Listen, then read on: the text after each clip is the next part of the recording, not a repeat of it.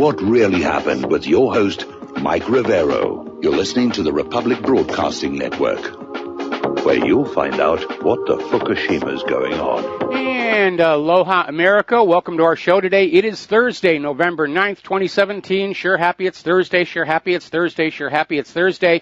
We have got a lot of stuff to talk about today. The phone lines are open, 800-313-9443. That's 800-313-9443. Mike is in our control room, ready to answer the phone when you call on in with your comments and questions. And today in our third hour, we're going to have a guest, author David Joaquin. He's written a book, 9/11 in the World Today, which basically, I'm sure we can all agree, regardless of what you think actually happened on 9/11, there is absolutely no question it changed the course of our history, our society, our civilization, our war policy, certainly. And he's going to be joining us in hour number 3 to have a little bit of the discussion. And before we get into things here, for the people who are in BAM user, I'm going to turn around and stand up.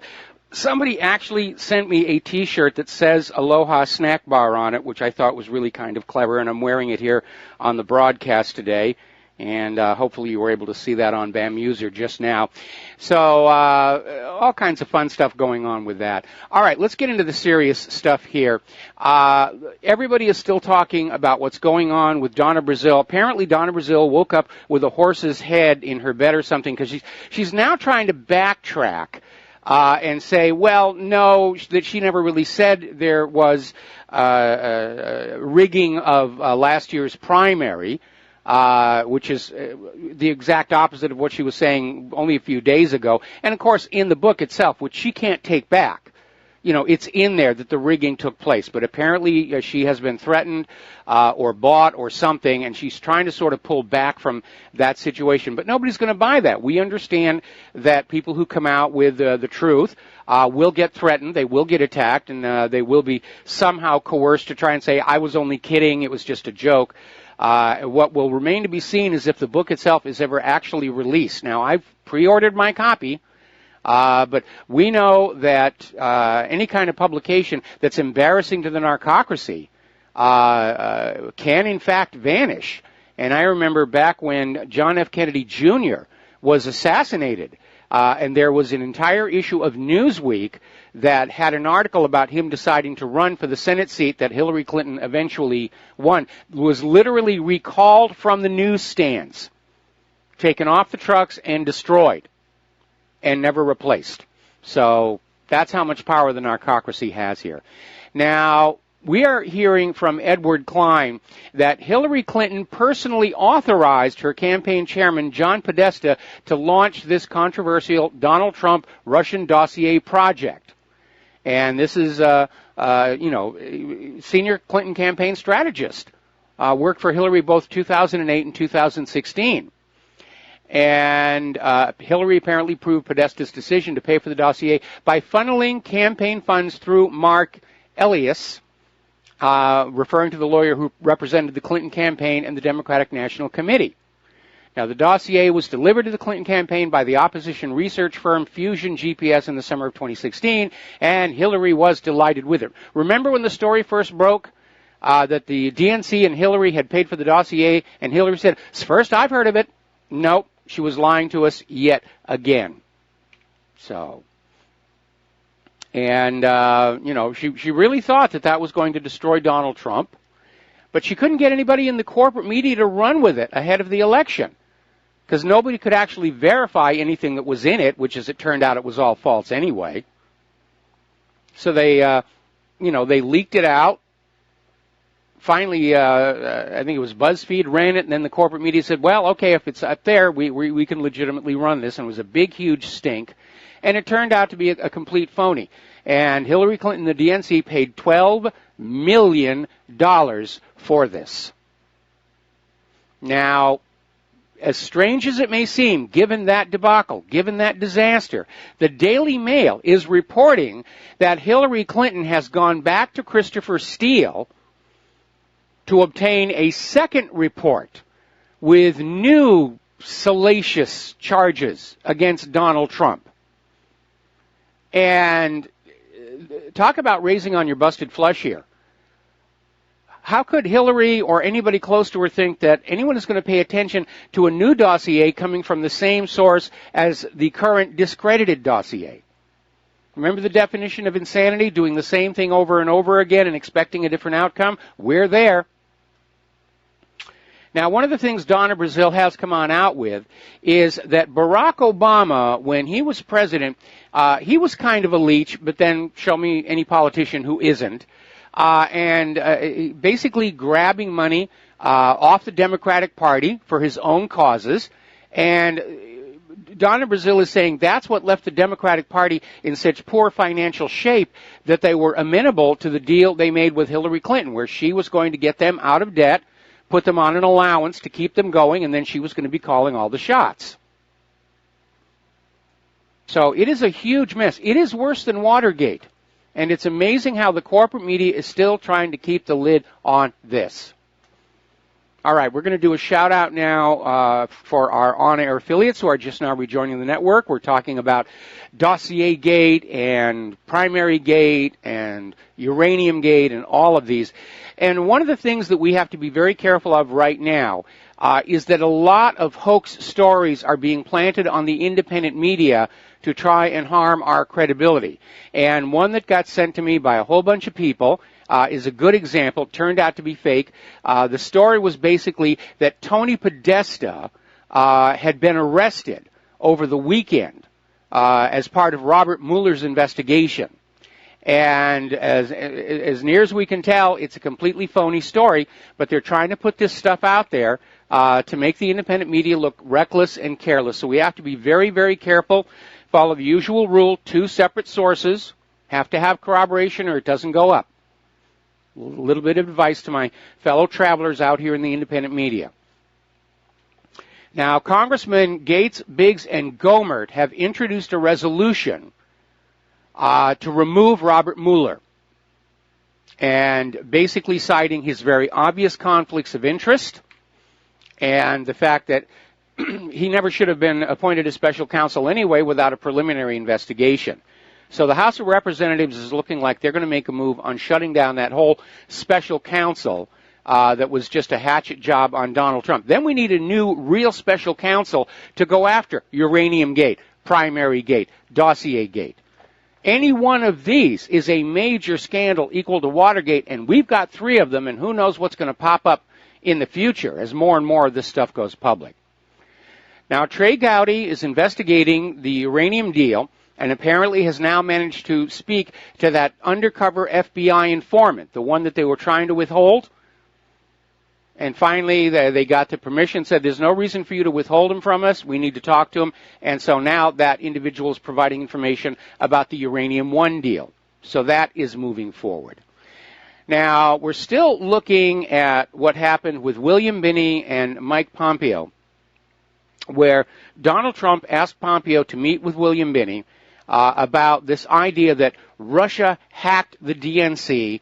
And following the meeting, Mike Pompeo came on out and said he still believed it was Russia. Don't bother me with facts and techno jargon and the rest of that stuff. I believe it was Russia. And so William Binney has had several interviews since, including Russia Today, basically explaining the case why it had to be an internal leak and not a hack over the internet, and going back to that transfer speed of the data, where the information was copied onto a flash drive, and the time signatures show that it was basically 2 bursts totaling 87 seconds for 16 gigabytes of data. Now, if you know anything about the internet, you're not going to get 16 gigabytes of data in just 87 seconds. So it had to be done locally. And that's the only real evidence anybody has come up with about the leaking of these emails out into the wild, because nobody has found any evidence to support the claim that Russia hacked the DNC emails. It's just guilt by acclamation, or proclamation, if you will. So if the intelligence community had any factual information about Russian hacking, they would have produced it by now. They don't have anything. It's not there.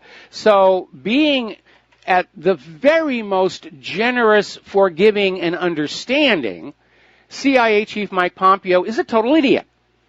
And we should not have idiots running the CIA, or for that matter, any other parts of the government. But right now, it looks like Mike Pompeo is out there protecting the narcocracy, which, of course, is tangled up with the CIA itself.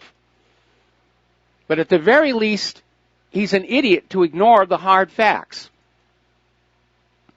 Now, apparently, back when the Hillary campaign and the DNC started claiming they'd been hacked, the FBI came on in and said, let us take a look. And according to Donna Brazil, it was Debbie Wasserman Schultz who blocked the FBI from access to the DNC server. So they couldn't do a forensic analysis. Same thing, NSA, same thing with CIA. The entire claim that Russia hacked the DNC servers came from CrowdStrike, and CrowdStrike eventually backed off that claim themselves when other security companies pointed out the serious flaws in their so-called chain of evidence. So there's nothing supporting the claim that Russia hacked the DNC server. The evidence, especially the timestamps on the data transfer, indicate an internal leak, and this gets us back to Seth Rich. And that needs to be looked into as well, especially with this idea that Donna Brazil said that following Seth Rich's murder, she was very concerned about her own life. And she was warned by an asset she had in the intelligence community that she had to take precautions, alarms, cameras, all of that stuff, battery backup on all of it. Now, if Seth Rich was, as the official story claims, a random robbery that was botched, and they shot him to death and did not take his wallet, did not take his cell phone, did not take his watch, then why would Donna Brazil feel her own life was in danger? So there's an issue there that must be gotten into. Now, do you remember Minnesota State Senator Don Schoen? And he was out there at the forefront of claiming Trump was a sexual predator. Remember, they had those 30 women come forward and say, oh, Donald Trump did this, Donald Trump did that, and all of them got shot down and discredited. Well, talk about those who live by the sword dying by the sword. Senator Dan Schoen is now himself accused of sexual assault by multiple women. So a little bit of comeuppance there. Now, getting on back to Rand Paul, the other day we had somebody call into the show here saying that the tackling, the beating was all about grass clippings. But apparently Rand Paul's neighbors have gone public saying that, no, this is fake news. There was something else going on. Had nothing to do with landscaping and grass clippings. Because Rand Paul apparently kept his lawn, within the homeowner association standards. So they're saying there's something else going on here. The grass clipping story is fake news. It's a cover-up. And I did say yesterday that this whole grass clippings tackling story smelled about as accurate as Harry Reid's accident with the exercise machine.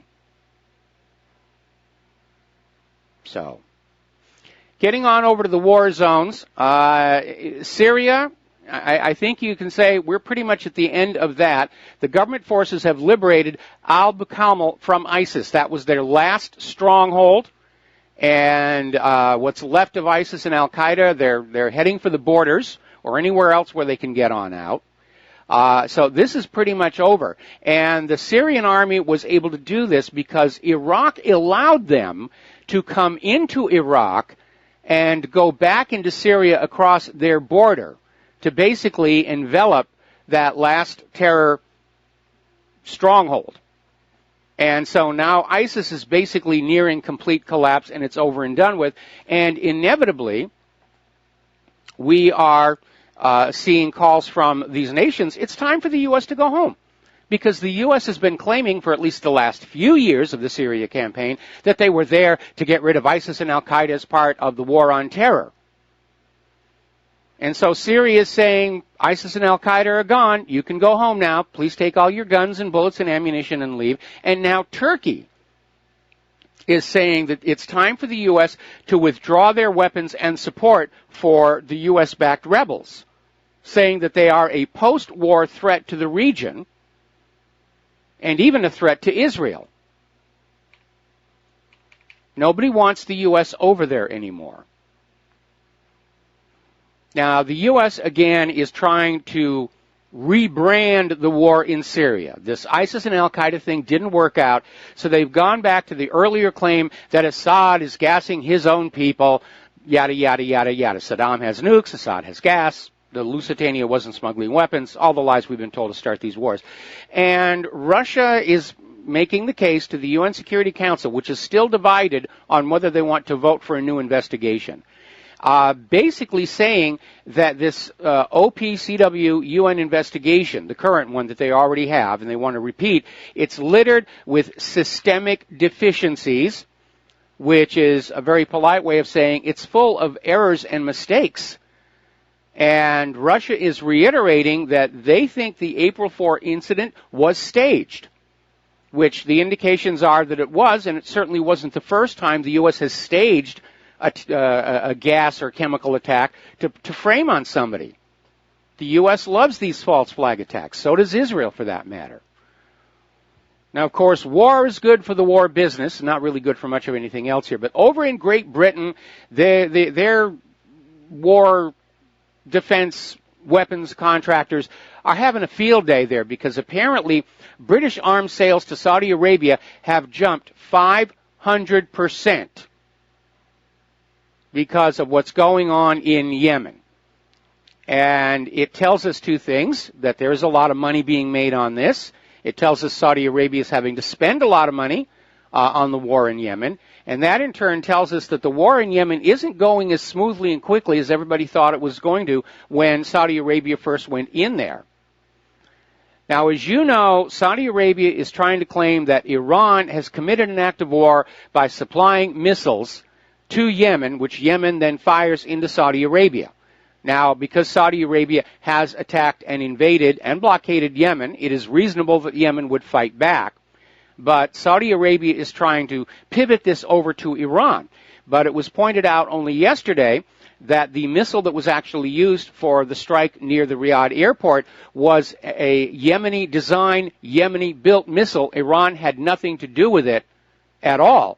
And interestingly enough, the U.S. State Department spokeswoman Heather Nauert basically raised doubts that Iran provided missiles to Yemen, saying that Washington does not have full determination on who was responsible for that. So apparently they can't even prove that Iran sent any weapons into Yemen. Although Iran has as much right to send weapons to aid their friends as the U.S. has to send to, for example, Israel. That's how these games are played. Now, Saudi Arabia's foreign minister is calling for more sanctions on Iran for its support of terrorism and for violating the ballistic missile resolutions of the United States. So they're definitely ganging up on Iran. So it's getting very tense and very, very real. And how it's going to come about, we're not sure. My favorite theory is that Saudi Arabia is going to attack Lebanon and try and goad Iran into doing something overt that Saudi Arabia can then use to justify a direct attack on Iran. And it does look like Lebanon is going to get bombed very soon, because Saudi Arabia has now instructed all Saudi nationals to leave Lebanon immediately, was the word that they used. Kuwait is ordering their citizens to leave Lebanon, and they used the word immediately. And Bahrain issued a similar warning on Sunday. So apparently everybody knows what's coming. And Saudi Arabia could basically fly up along that border with Jordan and Israel and Syria, so it's not technically violating anybody's airspace, and it could bomb Lebanon, or it could fly out over the Mediterranean, turn back, and come in from the Mediterranean. But it will be a horrible, horrible slaughter, and I think their goal is to get Iran to come on in and just do something. We'll be right back. And aloha, America. Welcome back to the show. We're going to go to the telephones now. Steve in Florida, aloha. Welcome to the show. What's on your mind? Well, Mike, about a week ago, I'm not sure who did it, and that's what I'm calling about, but one of our diplomats here, government appointees there, had mentioned that if they were asked to leave Iraq, that they would not. Do you recall that? I remember that, yes. Person who said that? Yeah, and I think it was one of the military commanders, but basically said, yeah, we don't care if they want us to leave, we're going to stay. And it's arrogant in the extreme. And it is a reminder that the U.S. government right now is basically trying to garrison the entire world, the way the Roman Empire did. Right, that's correct. I theorized long ago that they were never going to leave. As soon as they started to build that embassy, I knew they had no intention of ever leaving Iraq. Yeah, absolutely. No question about that. And at some point, though, we might see the people of Iraq, like the people of Yemen, just decide we're going to take our country back. Because everybody now understands that since the end of World War II, this is how the U.S. has been building its empire. They'll go into a country very quietly. They'll stir up the opposition. They'll fund the opposition. They'll cause chaos and turmoil and basically leading to the downfall, the collapse of the government. And then they impose a puppet regime, a junta. And they've done it to all these different countries. They did it in Iran in 1953, Chile in 1973, tried to do it again in Iran in 2009, did it in Ukraine. They're doing it in all these countries. And now the people of the world understand that's what's been going on, that these revolutions within their borders aren't real, organic, internal revolutions. They are covert subversion and overthrow. Right. Last but least, my connection out in Illinois, Rob in Chicago, actually, he sent me something from Dave Hodges. I'm not sure if you're aware of it, but he mentioned about National Guard in all 50 states being on alert. And didn't know if you knew more about that. I have not heard anything about that at all, but, we have this strange story where there was somebody who called into Alex Jones' show saying there's going to be a false flag attack here in the U.S. to be blamed on Yemen and or Iran, and the story then goes that this caller was identified and later picked up by the FBI. And he didn't give out any classified information, but apparently the story is that they wanted to talk to him because he's trying to sound the warning of another false flag to start another series of wars. Well, that's how they do it. Hey, thanks, Michael. Appreciate it. All right, thanks an awful lot. We're going to let you go. The phone lines are open. Now, as you know, the U.S. and, for that matter, NATO are starting to ramp up in Afghanistan because things have not been going very well up there. And yes, they're getting the oil pipeline right away, and yes, the CIA is getting all the opium, but they're not able to stabilize the entire country. The Taliban are still giving them a lot of grief, and there is a reason why Afghanistan is called the graveyard of empires. The British found that out the hard way. The Soviet Union found that out the hard way. And I can imagine Putin's probably laughing his head off that the U.S. government walked into this known swamp thinking that things were somehow going to be different. But they're ramping up all of this, and the propaganda that is coming out of the corporate media is we have to go into Afghanistan because Russia is supporting the Taliban. They're giving them sophisticated weapons. It's Charlie Wilson's war in reverse, and we cannot allow them to prevail. But interestingly enough, the Afghani defense minister, Tariq Shah Bahrami, is telling reporters there is no evidence of Russia being in Afghanistan right now. It's basically the United States and its allies fighting against the Afghani people who do not want to live under foreign puppet rule. That's going to be a consistent common theme going into the future. The people of these various countries saying we do not want to live under foreign puppet rule. Afghanistan doesn't want to live under American rule. The Americans don't want to live under Israeli rule. That is the new common theme in geopolitics moving forward. So we're going to take another little break here for commercials, and when we come on back, more about the wars. And aloha, America. Welcome back to our show here, and we're going to take a phone call. Tom in Baltimore, aloha. Welcome to the show. What's on your mind? Hey, Mr. Rivero. Enjoy your show. I wanted to ask you a quick question before I jump into your topic of war. On your website, I see that you put a notation up there that you're under attack. I appreciate that. There's always a pop-up on my screen that says, will you allow pop-ups? We can't take you to the show until you click yes. Is that part of your program, or is that something I'm just being lured into? Because it seems to hang my computer up with ads every time I click on it. No, I find that I can avoid. No, there shouldn't be any kind of a pop-up that says you have to click this to proceed to my show. I mean, there's the link that goes to BAM user. That shouldn't have. Right. Is that the one you're talking about? No, sir. This is something that pops up at the bottom of the screen that says Internet Explorer has blocked pop-ups, and it won't allow me to actually click on the video feed until I click on that. However, I found that if I wait and click on the X, I can knock out that box, but it takes about a minute, so it seems like it's kind of like a trap. I just wanted to make sure it wasn't from your program. No, it's not something that we've got in there, and unfortunately there are a lot of browser hijackers out there. I mean, right now the hacker cybercrime problem is epidemic. And unfortunately, we're doing the best that we can to try and keep this stuff under control.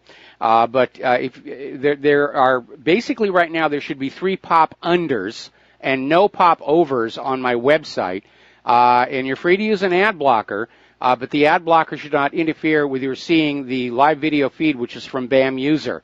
So maybe BAM user is doing something different, and it's hard for me to check on that because the only time it's running is when I'm doing my show. But I don't normally use that. I've done it in the past, and it sometimes will take me to a show that's not current. But when you say pop under, what is that exactly? It means there'll be an advertising window that shows up behind the browser, not in front of it, so that when you close the browser, then you're presented with the ad. And I wish I could afford to run without ads. I really do.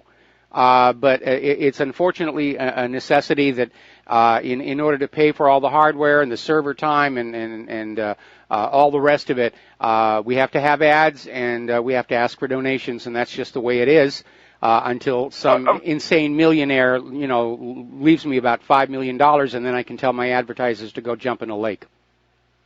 Of course you do, and I suspect, Mr. Rivero, with your popular message, that regardless of whether you knocked out all your ads or not, I think you would still be under attack.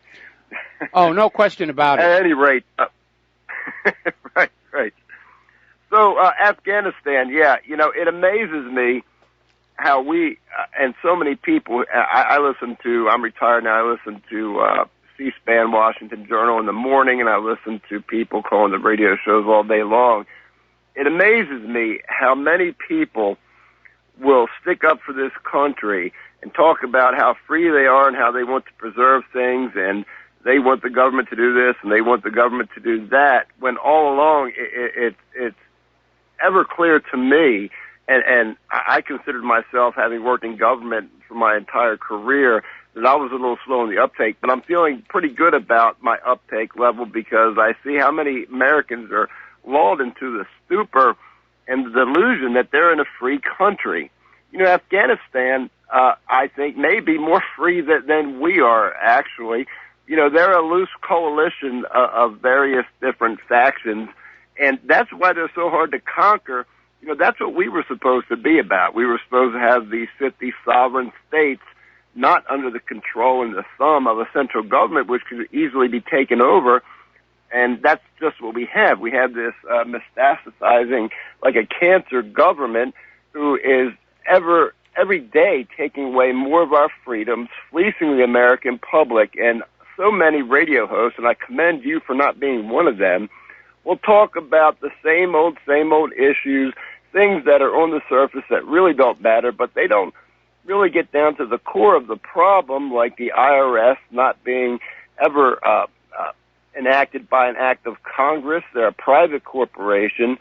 The only government employee is the controller, and I'm going to get the name wrong, but it's not the IRS commissioner. There's a comptroller of internal revenue, something like that, who is a government employee, but what the IRS states, even on their website, as their authority to act, is not correct. If you follow the law, if you actually investigate, and you don't have to dig very deep, you'll find that there's no mention of an Internal Revenue Service. They are indeed a private corporation, not to mention the Department of Energy, the DEA. People, I cannot believe, are falling for the same old Reagan-esque nonsense about just say no to drugs. It's like the same old plays being played over and over again on the fool of the American average citizen, and people just don't realize. You know, how long do you think it'll be before the government tells you what you must put into your body? Well, they're already doing that. They're already doing that with vaccines. They're mandating vaccines, and yeah, they're taking total control over our very bodies. And it is ridiculous and it is abusive. But I think more and more people are beginning to wake up and realize that virtually everything they've been told by the government and the corporate media has been a fraud, a lie, a deception of some kind to serve either corporate greed or national war policy. And I think more and more people are waking up to that. That's why the polls are showing trust in the U.S. government, in the Congress, and for that matter, Donald Trump, are at record lows. Trust in the corporate media is at record lows. And the audience numbers are showing people just are turning off those corporate TV news networks, and they're coming on over to the independent media to find out what's really going on. So I think those days when the government could tell a whopper of a lie and expect the majority of the American people to go along with it, those days are pretty much over. And the tragedy is that the planners of these things inside that central government don't seem to realize it yet, which is why they keep trying to do the same hoaxes over and over again, even though each new one is actually reinforcing the public image that, yes, the government plays dirty tricks on us to get us to do what they want. And by the way, I'll leave you with this so other people can get on, but I just wanted to make this very clear. Like I said, I worked for an entire career in government. I spent 5 years, which I'm ashamed of, enforcing drug laws. The drug war is an absolute lie. It's a failure. It was born of a lie with Richard Nixon. Ehrlichman even admitted it. Nixon knew that blacks were against him, many of them, and that white hippies were against him. He couldn't outlaw being black or being a white trash hippie, in his words, so he decided to play the game that Trump is playing, say that he was concerned about the public health. He wasn't concerned about the public health. He was concerned about hippies and blacks, and he found a way to lock them up, and it's been a booming business for government. It's been a treachery on the American people. It's destroyed families. It's destroyed lives.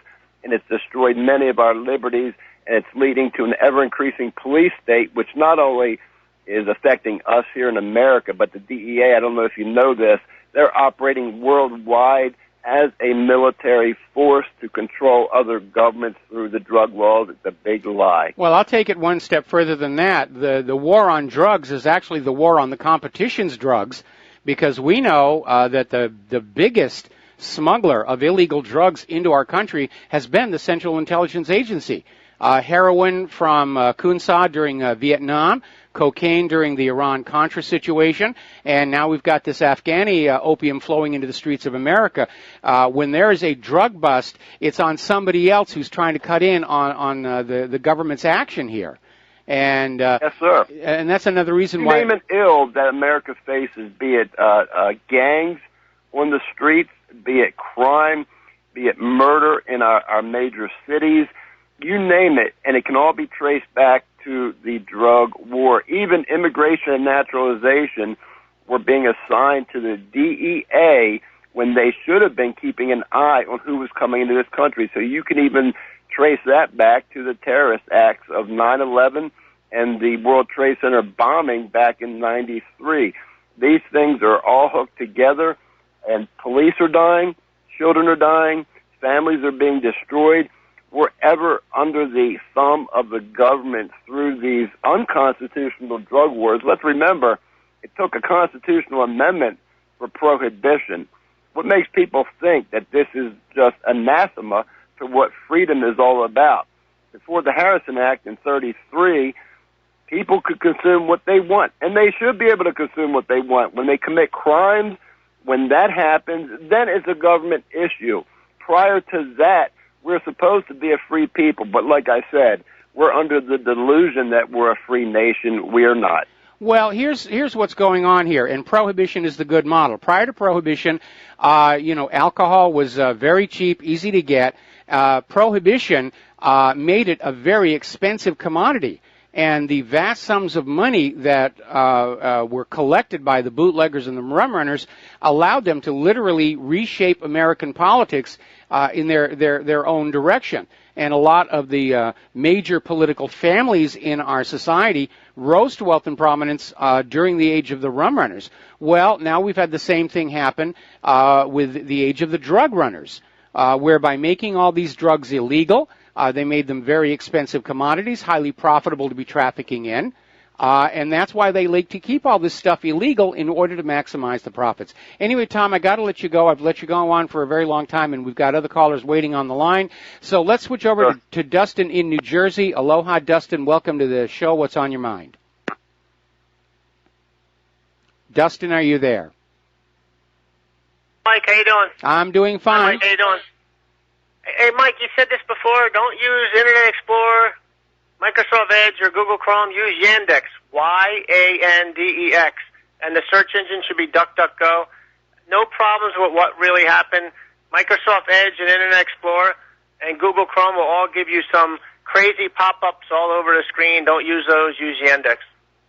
Okay, well, that's good advice here, and more and more the browsers themselves are being turned into ad presentation engines, and I understand that Edge is so bad they were trying to do a presentation at one of the Microsoft things, and the presenter just said, hang on a second, and he had to install Chrome to be able to get this thing to work properly. We've really allowed this technology to become too complicated to properly maintain, and we need to start thinking about going back and simplifying so that it's easier to create applications and tools, easier to repair them and maintain them, and more difficult for the cyber criminals to find a way through them. Hey, Mike, I want to switch gears to Saudi Arabia. If you read that story about the billionaires sending a lot of money out of the country, so a lot of them are getting ready to skedaddle, or maybe they're afraid Saudi Arabia is going to get pounded by the Iranians.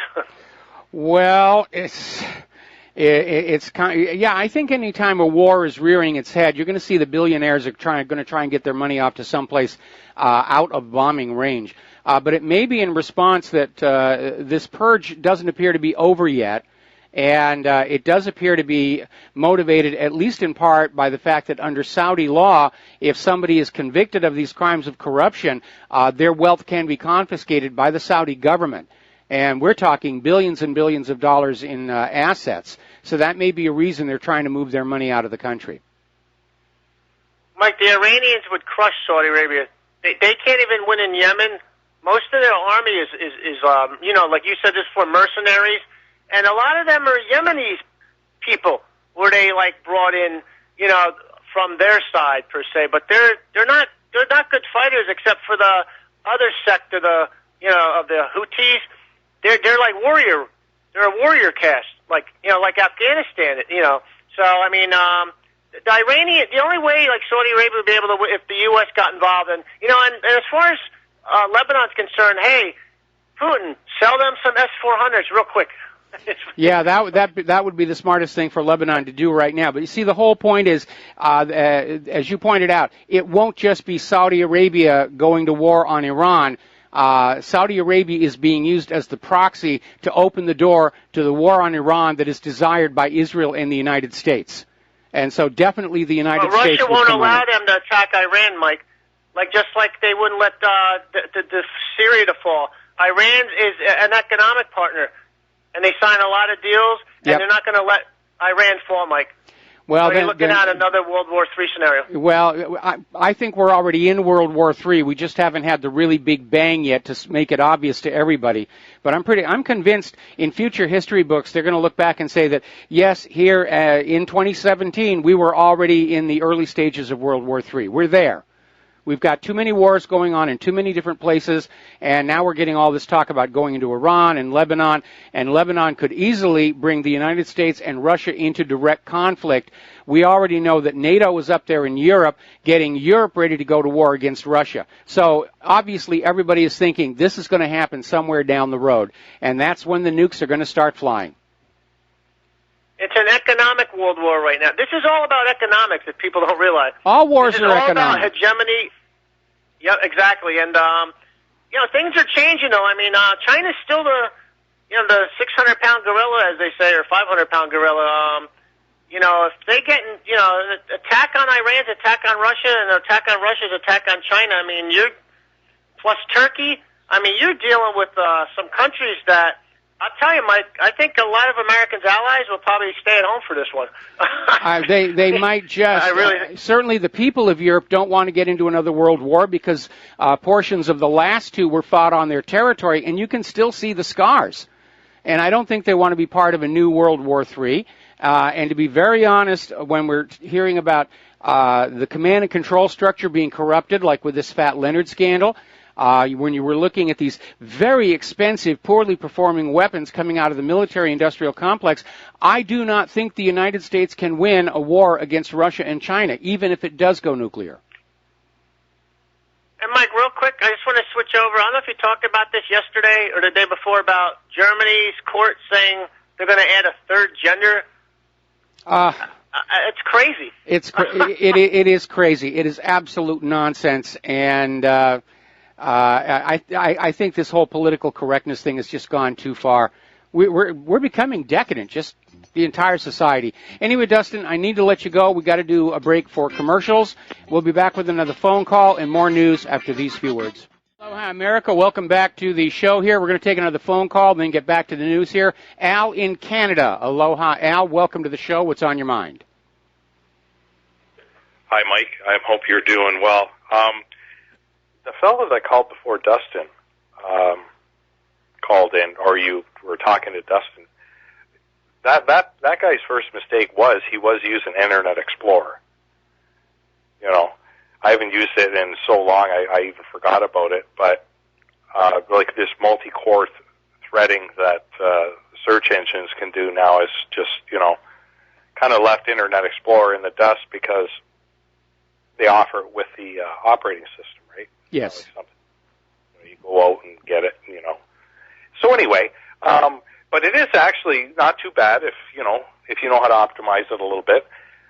But and then that guy was wow, he really hit the nail on the head with a lot of the things he was saying. And the thing that struck me the most was something you said a long time ago.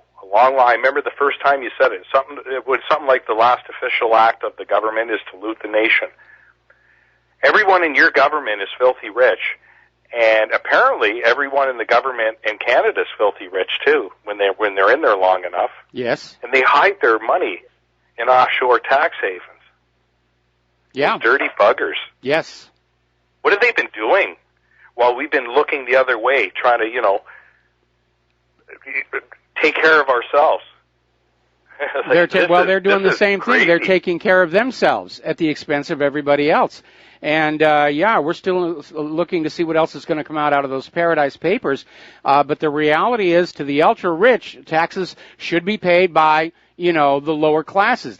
That's your only reason to exist, is to work and breed new soldiers and new workers and to pay the cost for everything while, they gather their treasures around themselves and have a lot of parties.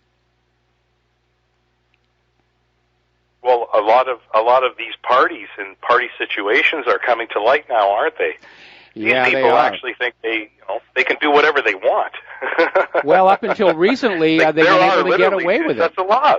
Yeah, if you got enough money, you can literally get away with murder. And it is amazing. And I think it's good that ordinary people are starting to realize that the lifestyles of the rich and undeserving are really kind of slimy when you get right down to it. Was this going to happen nonetheless, whether or not Hillary won or lost?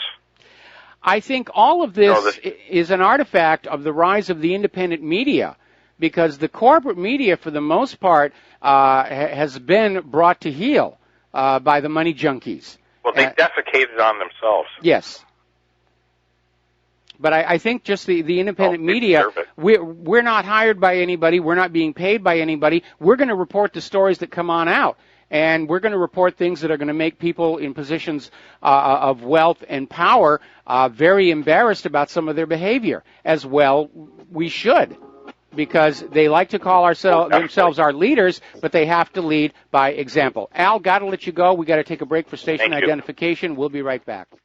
And aloha, America. Welcome back to our show, hour number 2. And getting on back to Syria, Russia has now issued a warning following the United States flying some of their aircraft just a little bit too close to the Russian bases in Syria.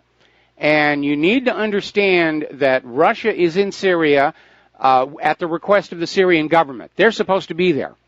And the U.S. is flying surveillance aircraft, spy aircraft, and in one case a bomber right up to the edge of these Russian bases. And Russia is saying, you shouldn't be doing that. And there's an implied threat there. And this is all against the background of everybody in the region saying, ISIS and al-Qaeda are gone. It's time for the U.S. to leave Syria. And, of course, the U.S. is trying to revive that whole Assad gassed his own people, therefore we have a right to go after him. And that's not really getting anywhere. The UN Security Council is very much split on this idea of calling for yet another investigation into this. I think many of these countries are in agreement with Russia, and so am I. It was a staged event. Because it never made any sense that Assad was going to gas his own people. The one thing that would allow the U.S. to just scream about, oh, we got to go back into Syria. Assad is many things. He's not stupid. He's not reckless. He's very, very careful. And again, as Russia and Syria have chased ISIS and al-Qaeda out of Syria, every time they find one of their abandoned bases, they're finding either chemical weapons or the materials with which to make chemical weapons. So we know where the chemical weapons were coming from.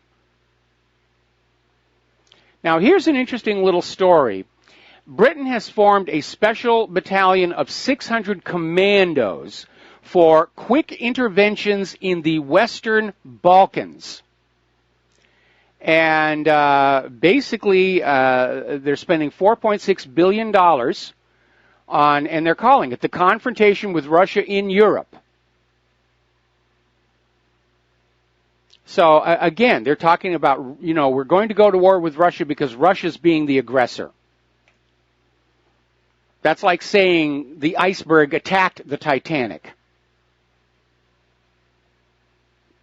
Now, Russian lawmakers, on the other hand, are basically blasting the U.S. decision to supply $300 million worth of lethal weapons to Ukraine, saying that this is a threat to Europe. It's a threat to the security of all of Europe. It's certainly a blow to the Minsk Accords. But again, it is very obvious, judging by actions and not by words, that the end of this war agenda will be a war with Russia and China. And I don't think we can win that. Now, down in the Middle East, it looks at this point like there's going to be a regional war reaching from the Mediterranean all the way across to Iran.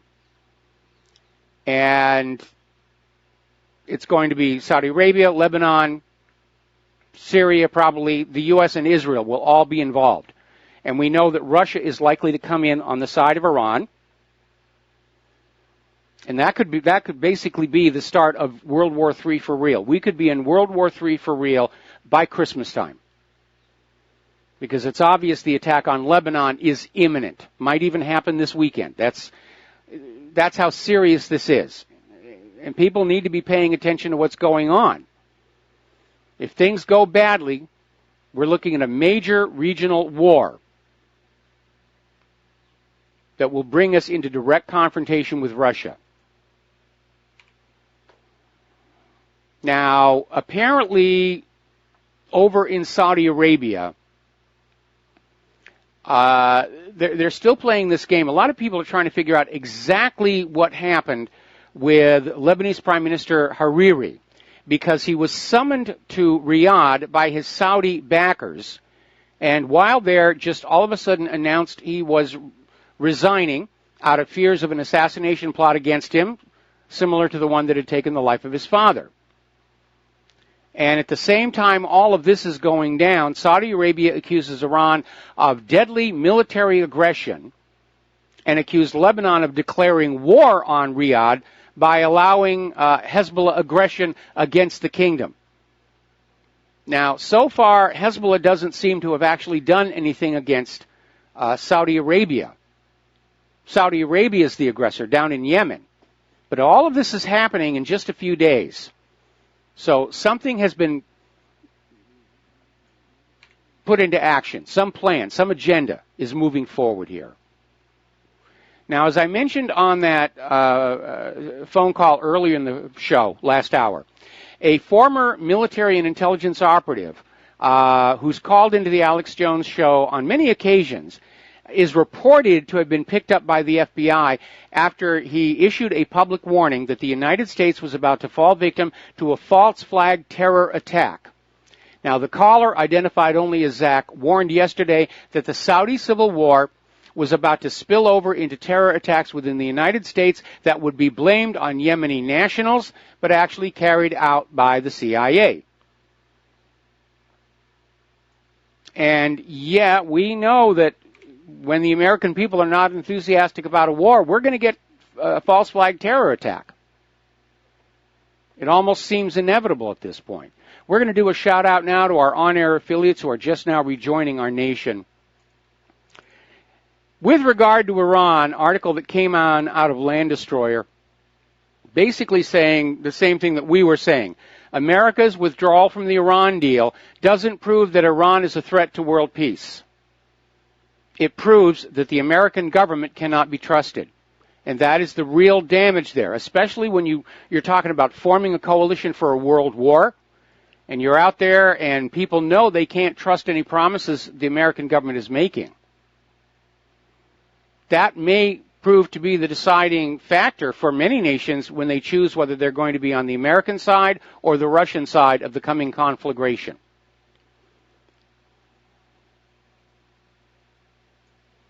So, in the name of stopping Russian aggression, 24 upgraded Apache helicopters have been sent to Germany as part of Operation Atlantic Resolve, the mission to deter Russian aggression against Europe. Russia hasn't aggressed against Europe. If anything, Europe is pushing closer and closer to Russia, trying to get some of those nations into the EU. Now, the British Royal Air Force is deploying 4 Eurofighter Typhoon jets to Romania to deter an increasingly assertive Russia. Do they really think anybody is buying this nonsense that Russia is the aggressor, that Russia is the instigator? Look over the last 16 years of war, and you find out what nation is doing all the invading, the bombing, the drone strikes, the coup d'etats. It's not Russia. It's not Iran. It's the United States. The United States is the aggressor. I hate to be the one to share this with you, but we're the bad guys this time out. NATO is intensifying its preparations for war with Russia. They're building the command and logistical infrastructure to enable it to quickly move thousands upon thousands of troops to Russia's borders. So, again, who's the aggressor?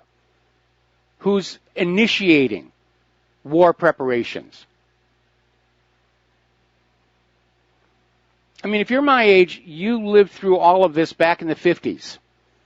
You know, the Soviets are coming for us. The Soviets are aggressor. We've got to do this. We've got to take all your money and spending it on war because the commies are coming to get you. Never happened, by the way. Now, Moscow is asking the United States to prove that this program by the Pentagon, which is collecting genetic material from Russian citizens inside Russia's territory, that came on out a couple of weeks ago, and they're raising a concern that this might be related to biological weapons research in a field of ethnically selective biological weapons that only work against certain gene types. And so Russia is now asking the U.S. to prove that this research they're doing is for a benign purpose.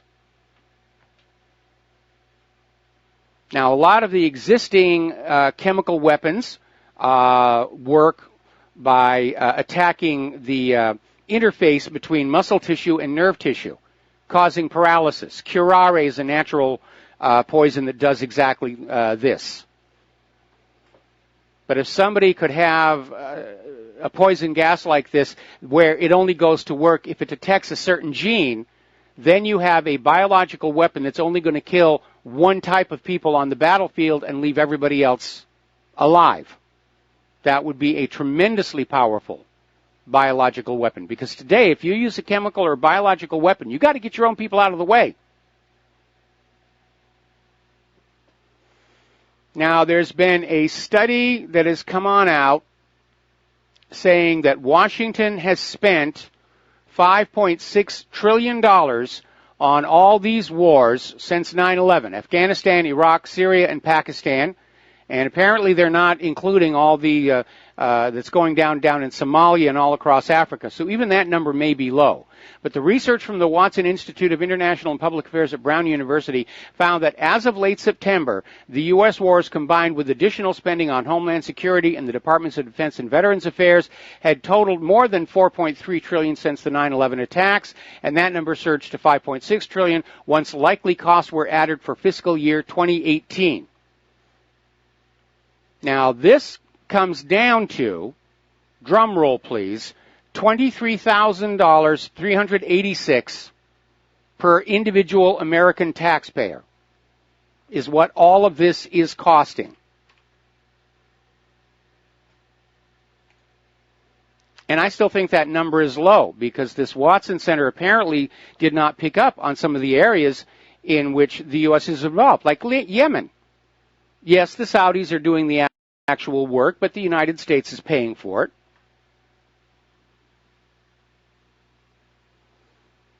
And for some reason, the U.S. military is now joining the Brazilian army in exercises in the Amazon.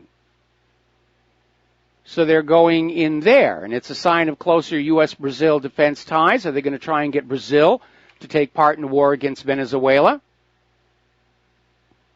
It is turning into a world war right before our very eyes.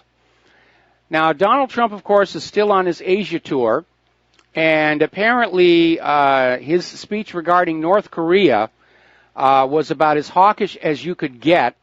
According to this story that we're seeing over in Global Research up in Canada, basically speaking from Seoul, South Korea, Trump delivers an ultimatum to North Korea: complete unconditional surrender to U.S. dictates or total war.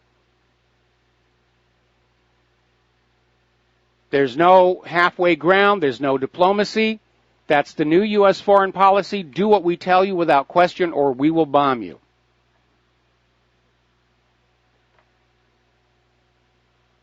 Is Trump simply blustering and bluffing? Because the U.S. is certainly not capable of total war against every other country on planet Earth.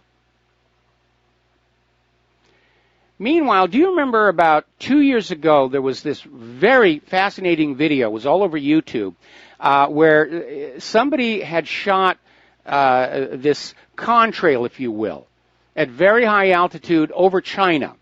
And it was after dark, so the contrail just stood out very brightly. It was still in sunlight up at that altitude. And it appeared to be a transatmospheric vehicle because at one point in the flight, the contrail was fanning out in straight lines, meaning there was no air there to slow the flow of the exhaust plume. And speculation was that China had succeeded in producing hypersonic vehicles. And so now today, had a story over at Free Beacon where China has disclosed the first images of their hypersonic strike aircraft that are being developed to deliver nuclear weapons. And they're saying that basically these hypersonic aircraft can get right through any U.S. missile defenses. They are that fast.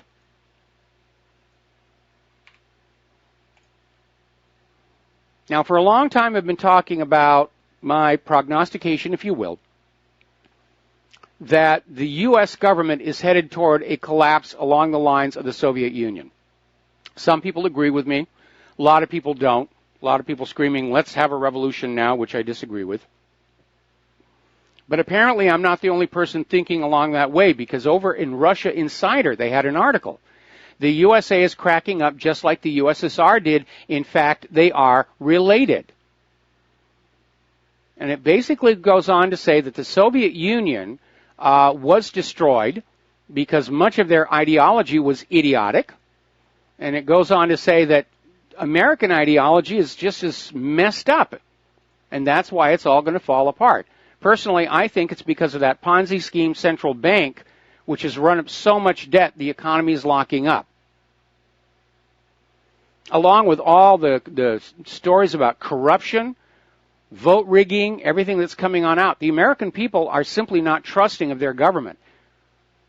The vast majority of the American people are not going to be willing to follow this government into a world war, certainly not to send their children. I think most people would probably agree with me. Anybody who wants a war with Russia, let's give them a parachute, send them over there. Now let's talk about the economic news here a little bit. As you know, there is a pension crisis all over the country, both public and private, that goes all the way back to that 2008 mortgage-backed security fraud meltdown. And prior to that meltdown, those mortgage bundles were given AAA ratings by Wall Street's pet rating agencies. And by law, pension funds are only allowed to invest in AAA-rated securities, because pension funds represent elderly people who don't have the luxury of having enough time to start over and rebuild their lives. And so these mortgage bundles were rated AAA. The pension funds bought into them. The mortgage fraud fell apart, and the pensions were defunded. And nobody really has the courage to stand up and say, this is all the fault of Wall Street, and Wall Street should clean up this mess. But according to this article out of Zero Hedge, they're basically saying that the pensions are in trouble, the public pension system is in trouble, and ultimately what's going to happen is the taxpayers are going to be asked to bail it out. We were talking yesterday about this big stink down on the island of Maui here, where their property taxes went way up, and they were told it's so we can give you better services, and then they found out the money was actually going to prop up Hawaii's state employee pension plan. So basically, Wall Street stole a bunch of money with the mortgage-backed security fraud, wrecked the pensions in the process, and ordinary taxpayers are expected to cover that loss. That is what fascism is like, where those who make money get to keep it, and those that lose money transfer those losses onto the ordinary people. That's fascism. Now, as you know, there's a lot of concern about oil prices, especially as it looks like Saudi Arabia is going to go to war against somebody, and that'll probably drive the prices up. There have been recent increases lately because Saudi Arabia has been claiming that they're cutting back on production to try and artificially create a shortage to drive prices up. But in this article out of Zero Hedge again, apparently people have been looking at the Saudis' oil reserve storage, which consists of these tanks which have floating roofs, so you can see how much oil is actually in them. And satellite images are revealing that Saudi Arabia has been sort of fibbing a little bit about having less and less oil, that they are, in fact, they have as much as they ever did in storage. Meanwhile, the European Union is approving sanctions on Venezuela, supposedly over an ongoing crackdown on the opposition. And I note that the EU is not putting sanctions on Spain for their crackdown on Catalonia. So again, a little bit of hypocrisy there. Okay, we're coming up here on another commercial break. And when we come on back, we're going to be talking about some fun stuff here. Bizarre, politically correct nonsense. We'll be right back. Aloha, America. Welcome back to the show here. And as you know, following that horrible shooting down in the Texas church, which, by the way, they're calling it the worst church massacre in U.S. history. That's not true. Waco was a lot worse. But everybody's reacting to it differently, where people say, oh, we've got to ban all the guns, ban all the guns. Well, what about the guy with the AR-15 who confronted the shooter? Well, he doesn't count. If we banned guns, the shooter wouldn't have had a gun. Of course he would. All a gun ban does is disarm the law-abiding citizen. Criminals can get guns. You can make guns these days easily. It's trivial almost. So a lot of people are talking about, armed security at the churches, or allowing, the pastors, allowing people to have guns. And apparently up in Michigan, they're considering a bill that would put guns in schools and churches to try and discourage this kind of thing going over. Now, USA Today was out there pushing the gun grabber agenda and say, we've got to get rid of these assault weapons. It's not just the assault weapons, it's the things you can put on them. And they had this illustration showing an AR-15 rifle with, believe it or not, a chainsaw bayonet attached to that front block. And, of course, it has blown up in their faces because it's a ridiculous idea. It's an urban legend at best. And people were basically coming on in there with their own variations on the USA Today's gaffe, including a lightsaber bayonet on the front of the AR-15. And my favorite was the Velociraptor ejector, where you'd hit the trigger and it would fling a Velociraptor onto your helpless victims. And it's rather interesting because the gun grabbers themselves really don't know that much about guns and gun culture. They do make these goofs every once in a while. But always remember, the largest church massacre in U.S. history was at Waco, Texas, courtesy of the United States government. 82 men, women, and children.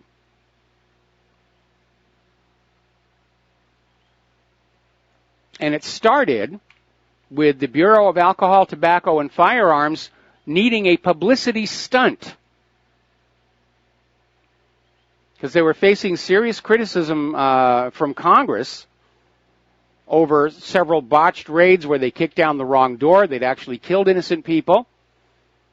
And so the BATF said, we need a big score. We need to prove that, the country needs us.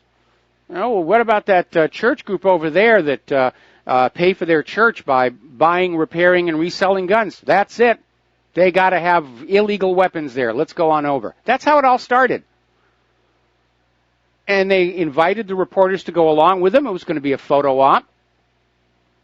And one of the reporters knew David Koresh and called him and said, do you know there's a BATF raid coming to your church? And Koresh said, it's okay, and we don't have anything to hide.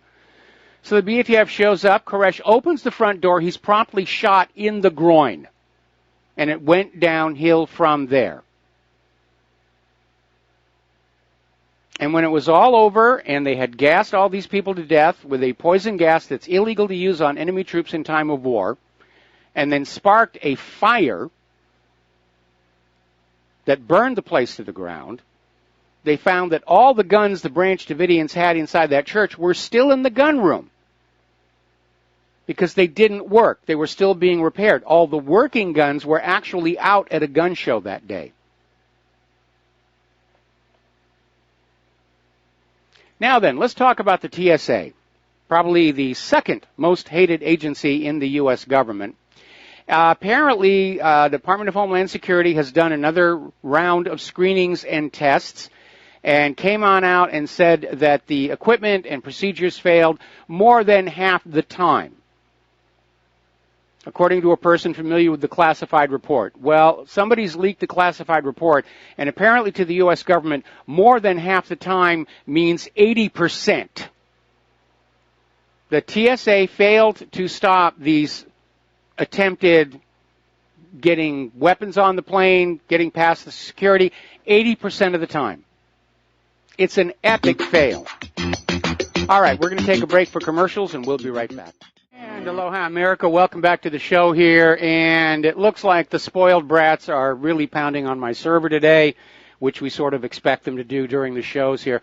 I'm looking at the Fox News feed here, and apparently there's another allegation that some politician chased some girls, and the politician's denying it, saying it's a political attack. This is unfortunately, sadly, turning into a witch hunt, which means a lot of innocent people are going to get harmed. And as I said, when this first started cranking up about Harvey Weinstein, yes, some of the accusations and allegations are going to be true. Some are going to be false. Some are going to be hoaxes and frauds by people who just want to get a little free publicity, get their name in the newspapers, try and get their careers kicked off, or maybe even try and get some hush money, as it were. So we have to take each case on a case-by-case basis here. Now, then, as you know, everyone's talking about terror this, terror that. The road rage incident in New York on the pedestrian walkways being called an act of terror. Not much real support for that. But they're pushing that whole terror idea, and that sort of dovetails with this claim that there's going to be another major false flag terror attack to try and get us all hot and bothered to support a new war all across the entire Mideast. But there's something you ought to keep in mind. Okay? Very few people are actually harmed or killed by terrorism. And I'm not meaning to trivialize or minimize the suffering of those that are. And we're obviously including the victims of false flag terror as well. But the reality is right now, you as an average American, you are 35,000 times more likely to die from heart disease than a terror attack. You are 33,000, almost 34,000 times more likely to die from cancer than from a terrorist attack. You are far more likely to be killed by your doctor making a mistake than by an act of terror. But we don't see warnings about be careful about doctors. They're deadly. They kill people. And yeah, they do, quite a few.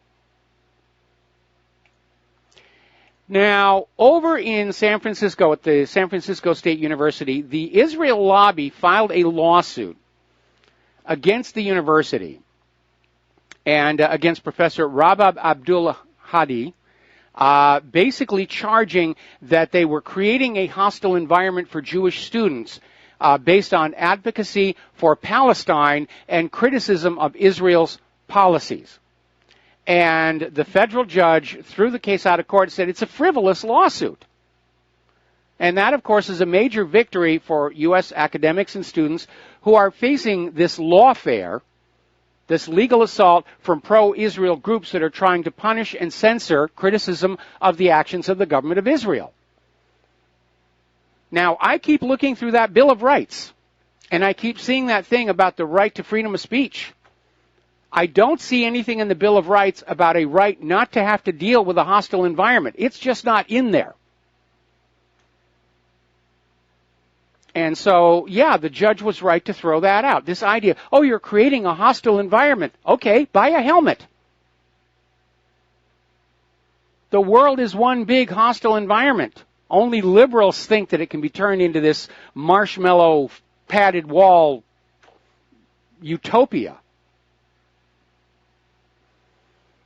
Now, this one is just a little weird, and this is coming out of Fox News and Todd Starnes, and basically what they're saying is over in Delaware, they're considering a law to let students decide what race and gender they are without the parents' permission. They're actually debating this regulation that would allow students to choose their race and their gender. And everybody would have to go along with that. You know, I'm a black woman. Okay, fine, you're a black woman. And it's absurd.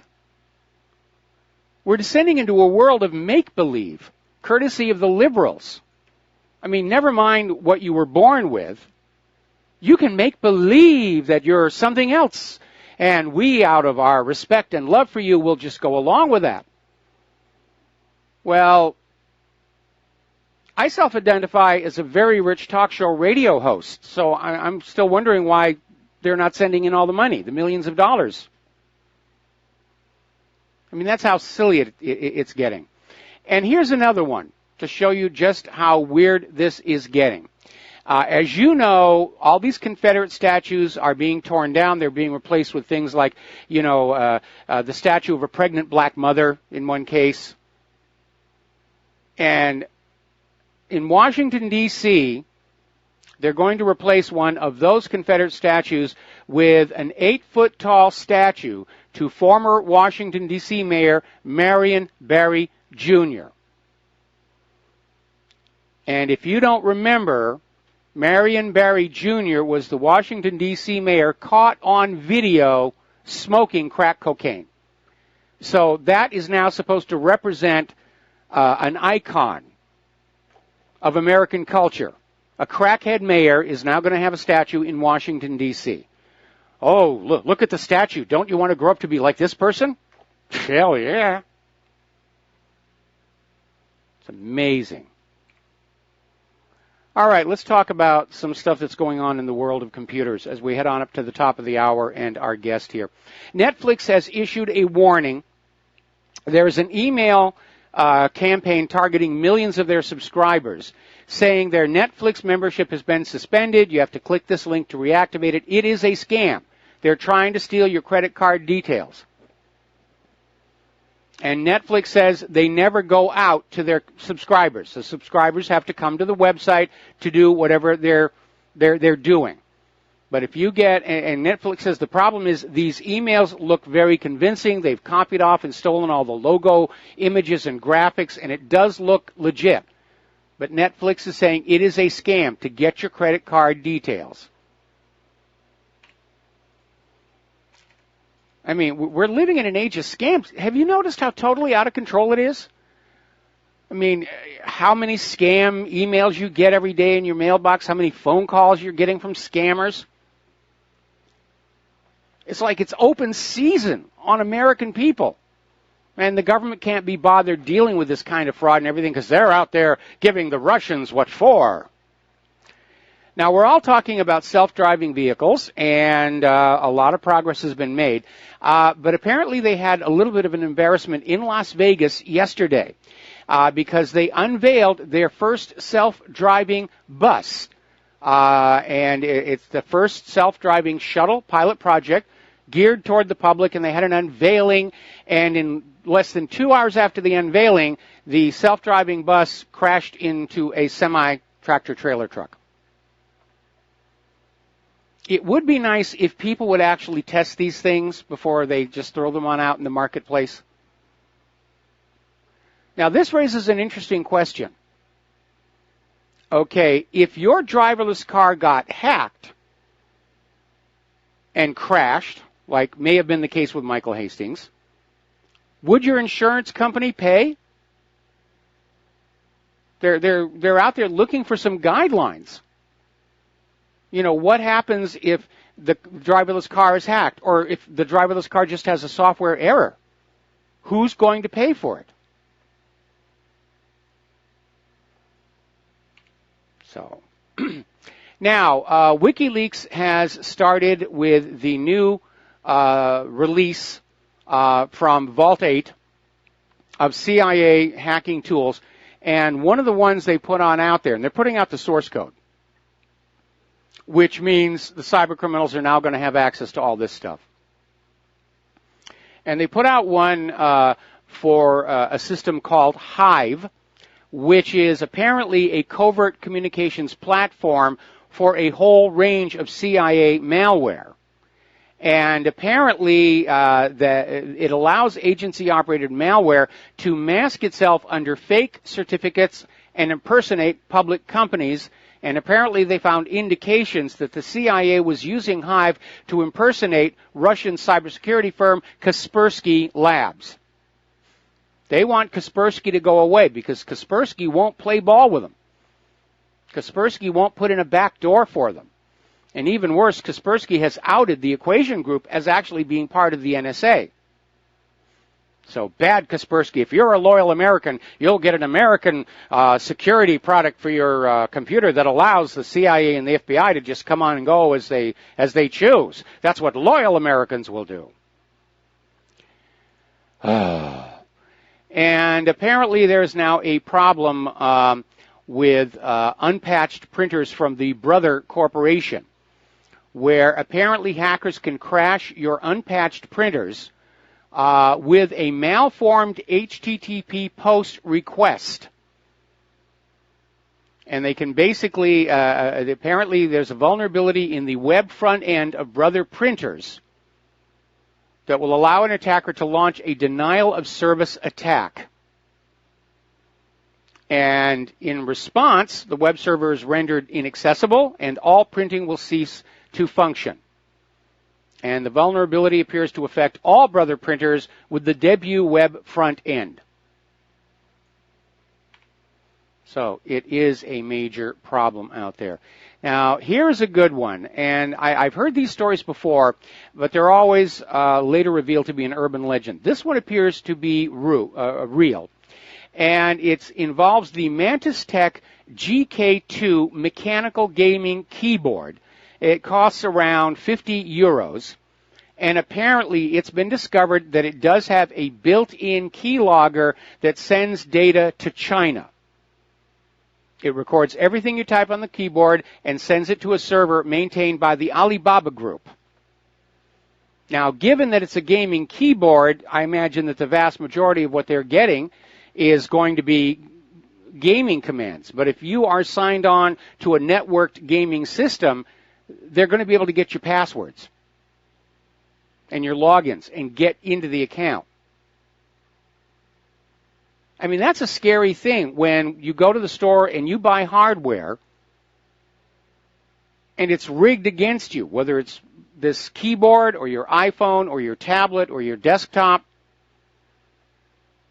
and it's basically been hacked against you. Open doors for the FBI and the CIA and the cyber criminals. It is an epidemic problem. It's out of control here. Now, I can imagine that this next idea sounded really good at the board meeting where they came up with it. But I don't think this is going to work, and I'm sure you will probably agree with me. Facebook is now asking their users to send Facebook their nude photos, supposedly to tackle revenge porn. And Facebook is saying they're going to take all your naked, sexy photos that you send them of your own free will, and they will create a digital signature from them. They promise they're not going to keep the photos themselves, but they're going to convert the images into a unique digital fingerprint, which will be used to identify and block any attempts to re-upload that same image. Well, I don't think this is going to get a huge response because I don't think anybody's going to want anybody at Facebook looking at those pictures in the first place. They're not going to trust Facebook to delete them in the second. And third, the people who are planning to do revenge porn, all they have to do is run a little bit of image processing on the picture and it'll evade that digital fingerprint.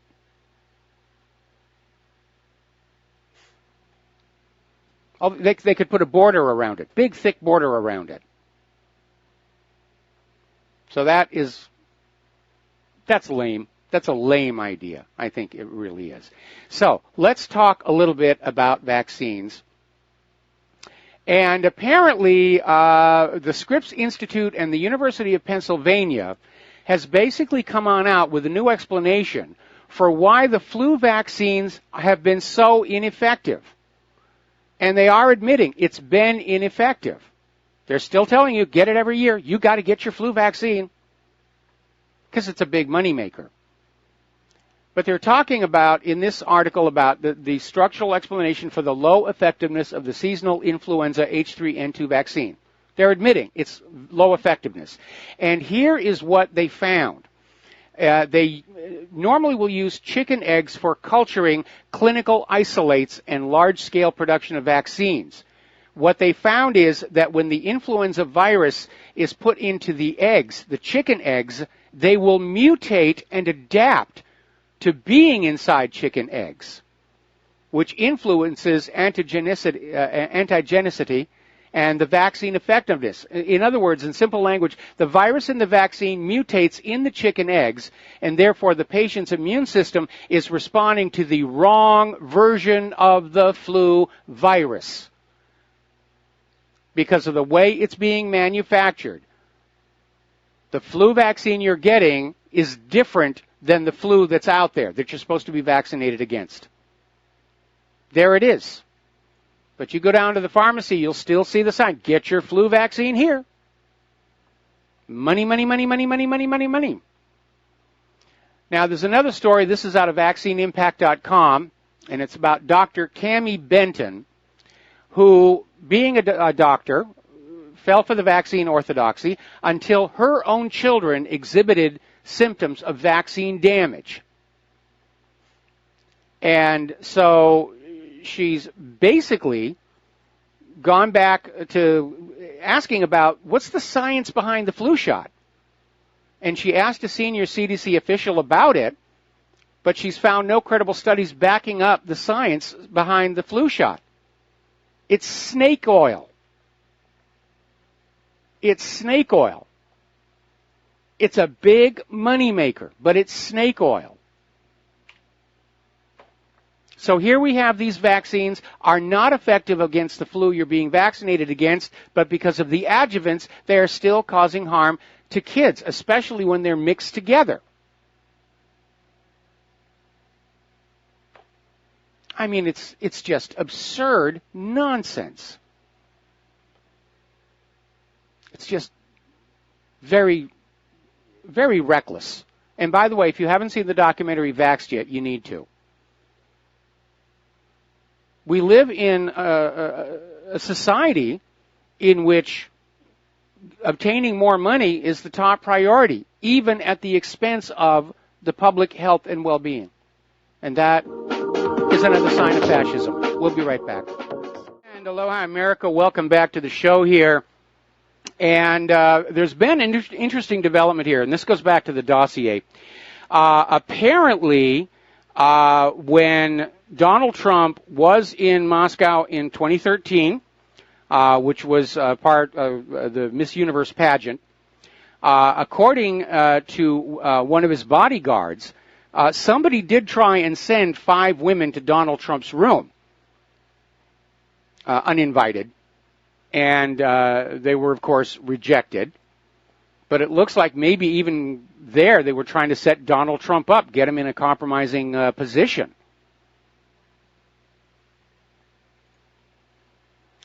Now then, back to the science area. Over in Natural News, they've got an interesting article. And normally, Natural News does a really good job. Sometimes they do get into a little bit of hype. And what they're talking about is the plastics in the ocean. And there is a lot of plastic in the ocean. And they're saying that along with pollution and endangering sea life, the other problem is it transports predators to new habitats. And they're saying the animals can travel the world's oceans for a very long time because these plastic materials don't biodegrade. Yes, that's potentially true. They can't stay out there too long or they'll starve to death. The problem is plastics aren't the only thing that does that. Any debris that falls naturally into the ocean, like branches, trees that get washed into the ocean because of flooding, they float around. Now, that's how things get carried to different parts of the planet. It's part of the natural process. And I agree that the plastics ought to be dealt with. There's no question about that. But this idea that they're responsible for predators getting into places they're not supposed to be, well, that's just not the way that nature works. Nature doesn't have walls and compartments and little locks, and you say, you tigers, you will stay here, and you will be over here. Animals are going to go wherever they think they're going to get food or mates. Now, I saw this story, and this is a definite palm to forehead moment, and I'm going to try and deal with this very, very, very gently, but this is a little bit of off. We're talking Harvard University here, and apparently they are offering, or they're hosting, a workshop on anal sex, the ins and outs of it, so to speak. And you sold your soul for a college loan for this? I mean, that is really a little bit out there. I think that's absurd in the extreme. Anyway, that Secret Service agent who got thrown in jail for stealing bitcoins, apparently they found he'd stolen even more. He's had another 2 years added to his jail sentence. And it's interesting to see the world's reaction to cryptocurrencies. from the traditional banks, the established monetary systems. But I think if there's a way that they can co-opt them, that they are going to take them over. That's how bankers think. All right, we're going to take a break for station identification. We should be back here after the break with David Joaquin, 9/11 and the World Today. And aloha, America. Welcome back to our show here, hour number 3. And joining us on Skype now is author David Joaquin, and he's got a book out now called 9/11 and the World Today. David, thank you for spending time with us today. Thank you for having me, Michael. How are you today? I'm doing real great. And looking back all the years since 9/11, whether or you believe the official story or whether you think 9/11 was a false flag attack to try and start a century of unending war, there is no question that the course of our nation, the course of certainly of its war policy, was shifted dramatically by 9/11. And I understand that your book is basically an examination of all the changes that have happened to our society, our culture, our mindset, our ethics and morality brought about by 9/11. Yeah, to a point.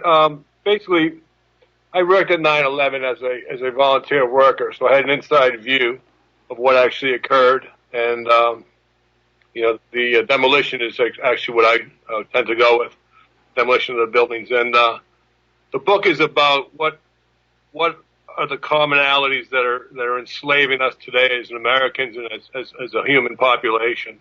So there's a lot of different segments of our society, whether it be medical, like you're discussing right now, legal, taxation, all the different areas of suppression for mankind are covered in the book, and who's actually conducting the suppression. Then how eventually it leads to how we can get out of that, and then how we can build a better world that's more fit for humanity rather than fit for a mental patient, basically, right? Well, you're certainly right about that. It does seem like the inmates are in charge of the asylum right now. And it is kind of interesting as we look at all these revelations coming on out about rigged primaries and dodgy dossiers. It does almost feel like the government is starting to fragment and factionalize rather badly. And it may be that, I'm speculating here, that even the government was not really able to properly exploit 9/11, and partly that is in turn because so many people had doubts about it right when it happened, that we were getting the actual story that Osama bin Laden was behind all of this. So can you pick like one particular area where you think we've seen the most dynamic change? I think it's in the war that the acceptance of war has become a commonplace, right? We just look at it, the slaughter of hundreds of thousands and millions of people as just another occurrence that happens during the course of events. We're being set up, and now it's exponentially increasing in randomity in rate. Where you have one example of the people in Vegas being shot down, and that obviously was an inside job because they can't even get their story straight. And then now they have the Texas shooting, and people are forgetting about Vegas to a degree.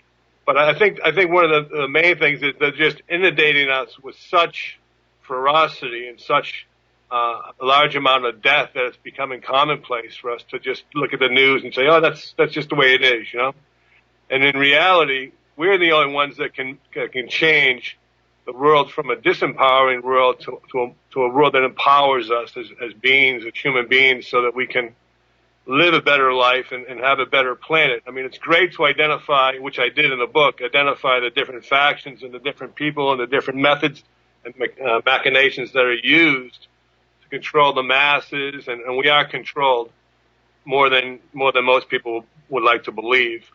But to control the masses on a daily event, on a daily occurrence, and it's just I mean, you just look at the world today, and compared to 20, 30 years ago, and you go, what happened? And what happened, like you said, is the inmates are running the nut house, right? It's like you have a small section of people, less than 0.00001% of people that are in charge, that are basically conducting the efforts of the war machine. to keep it going and to destroy this planet. But we're running out of real estate, so I don't know what we'll do after we run out of real estate to destroy through war.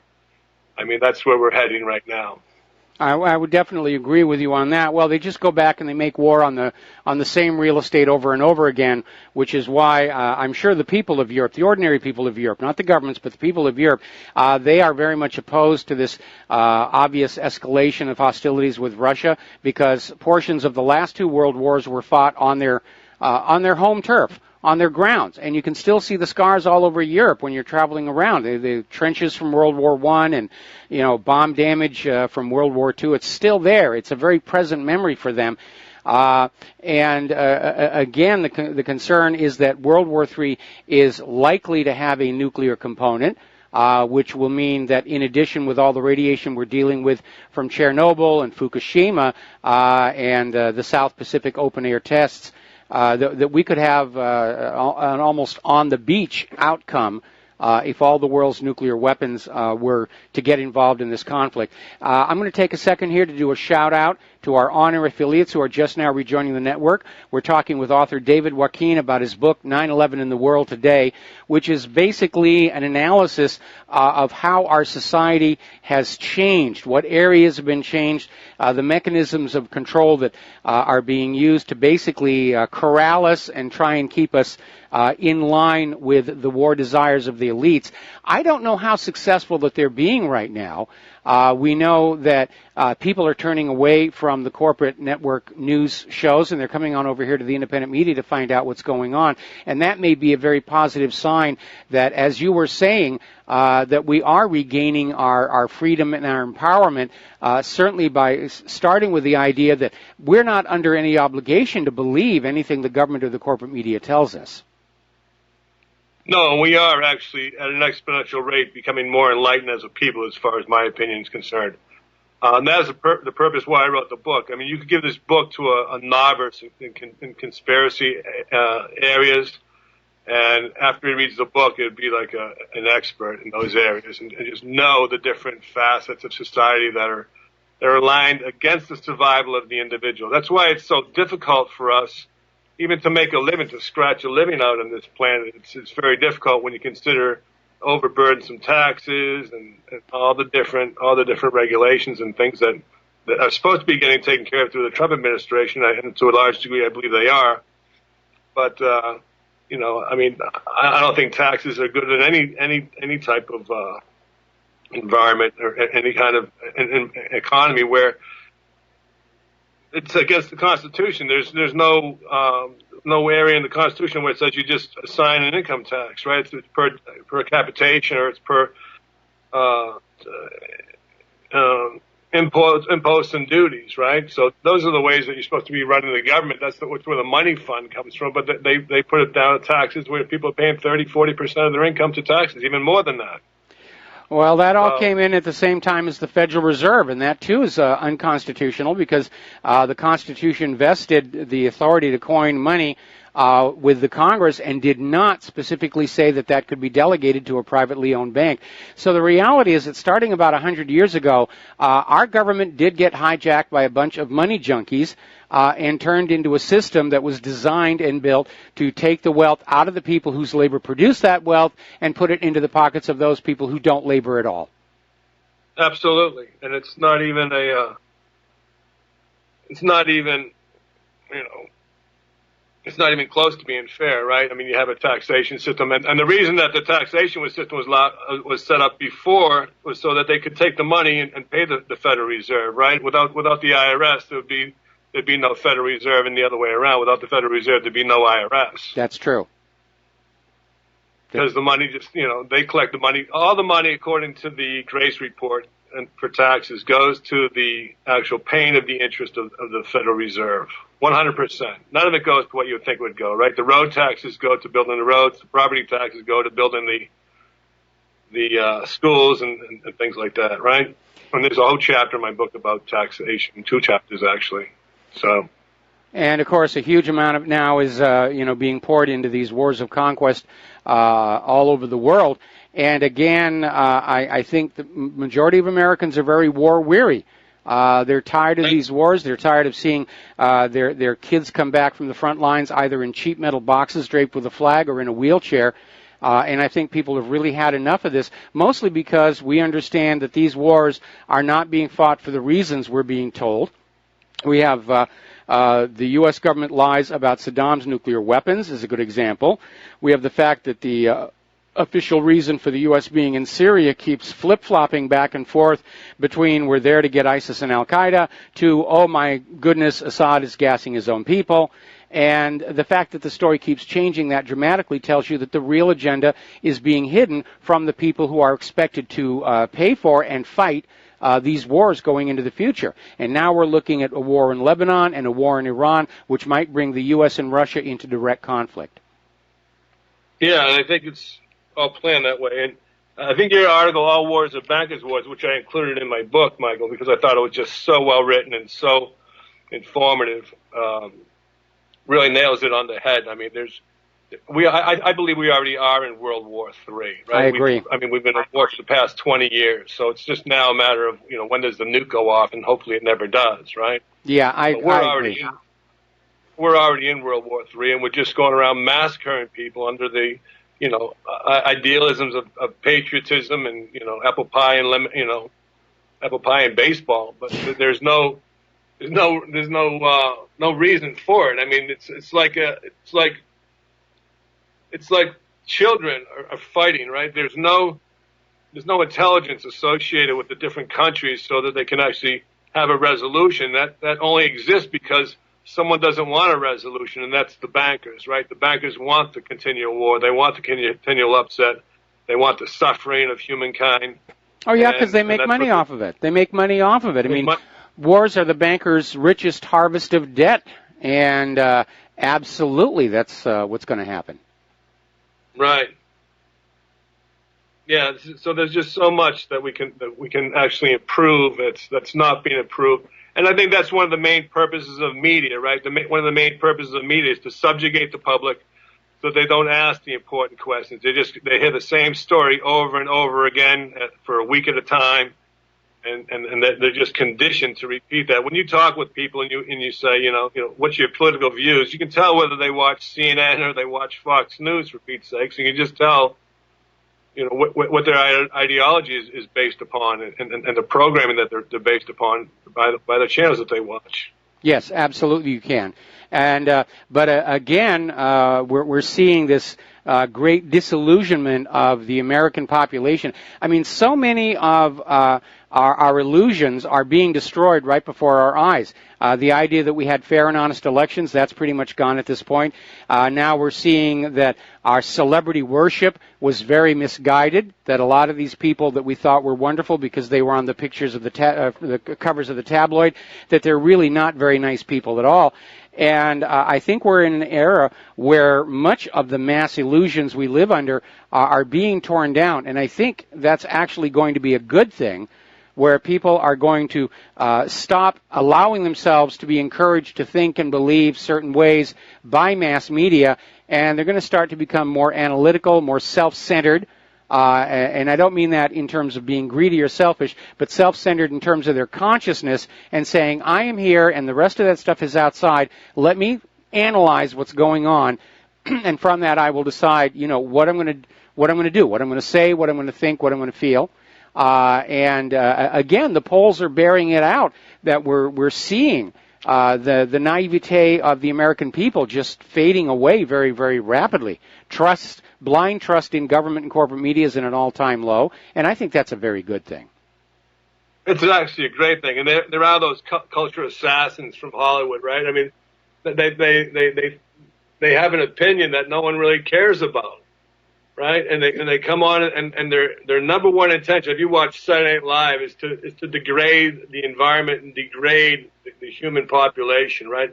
The whole deal with Hollywood is so that they can make this culture a horrific, gross culture, and that's what they're working for, right? They're actually assassinating the culture. When you couple that with the denigration of education, right? The people today that are being educated in the school systems probably learn 1/5 of what we learned 20, 30 years ago. I agree. It's incredible, and that's a cult. That's how you destroy a culture. Is you destroy the education, and that's what they're actually going for, right?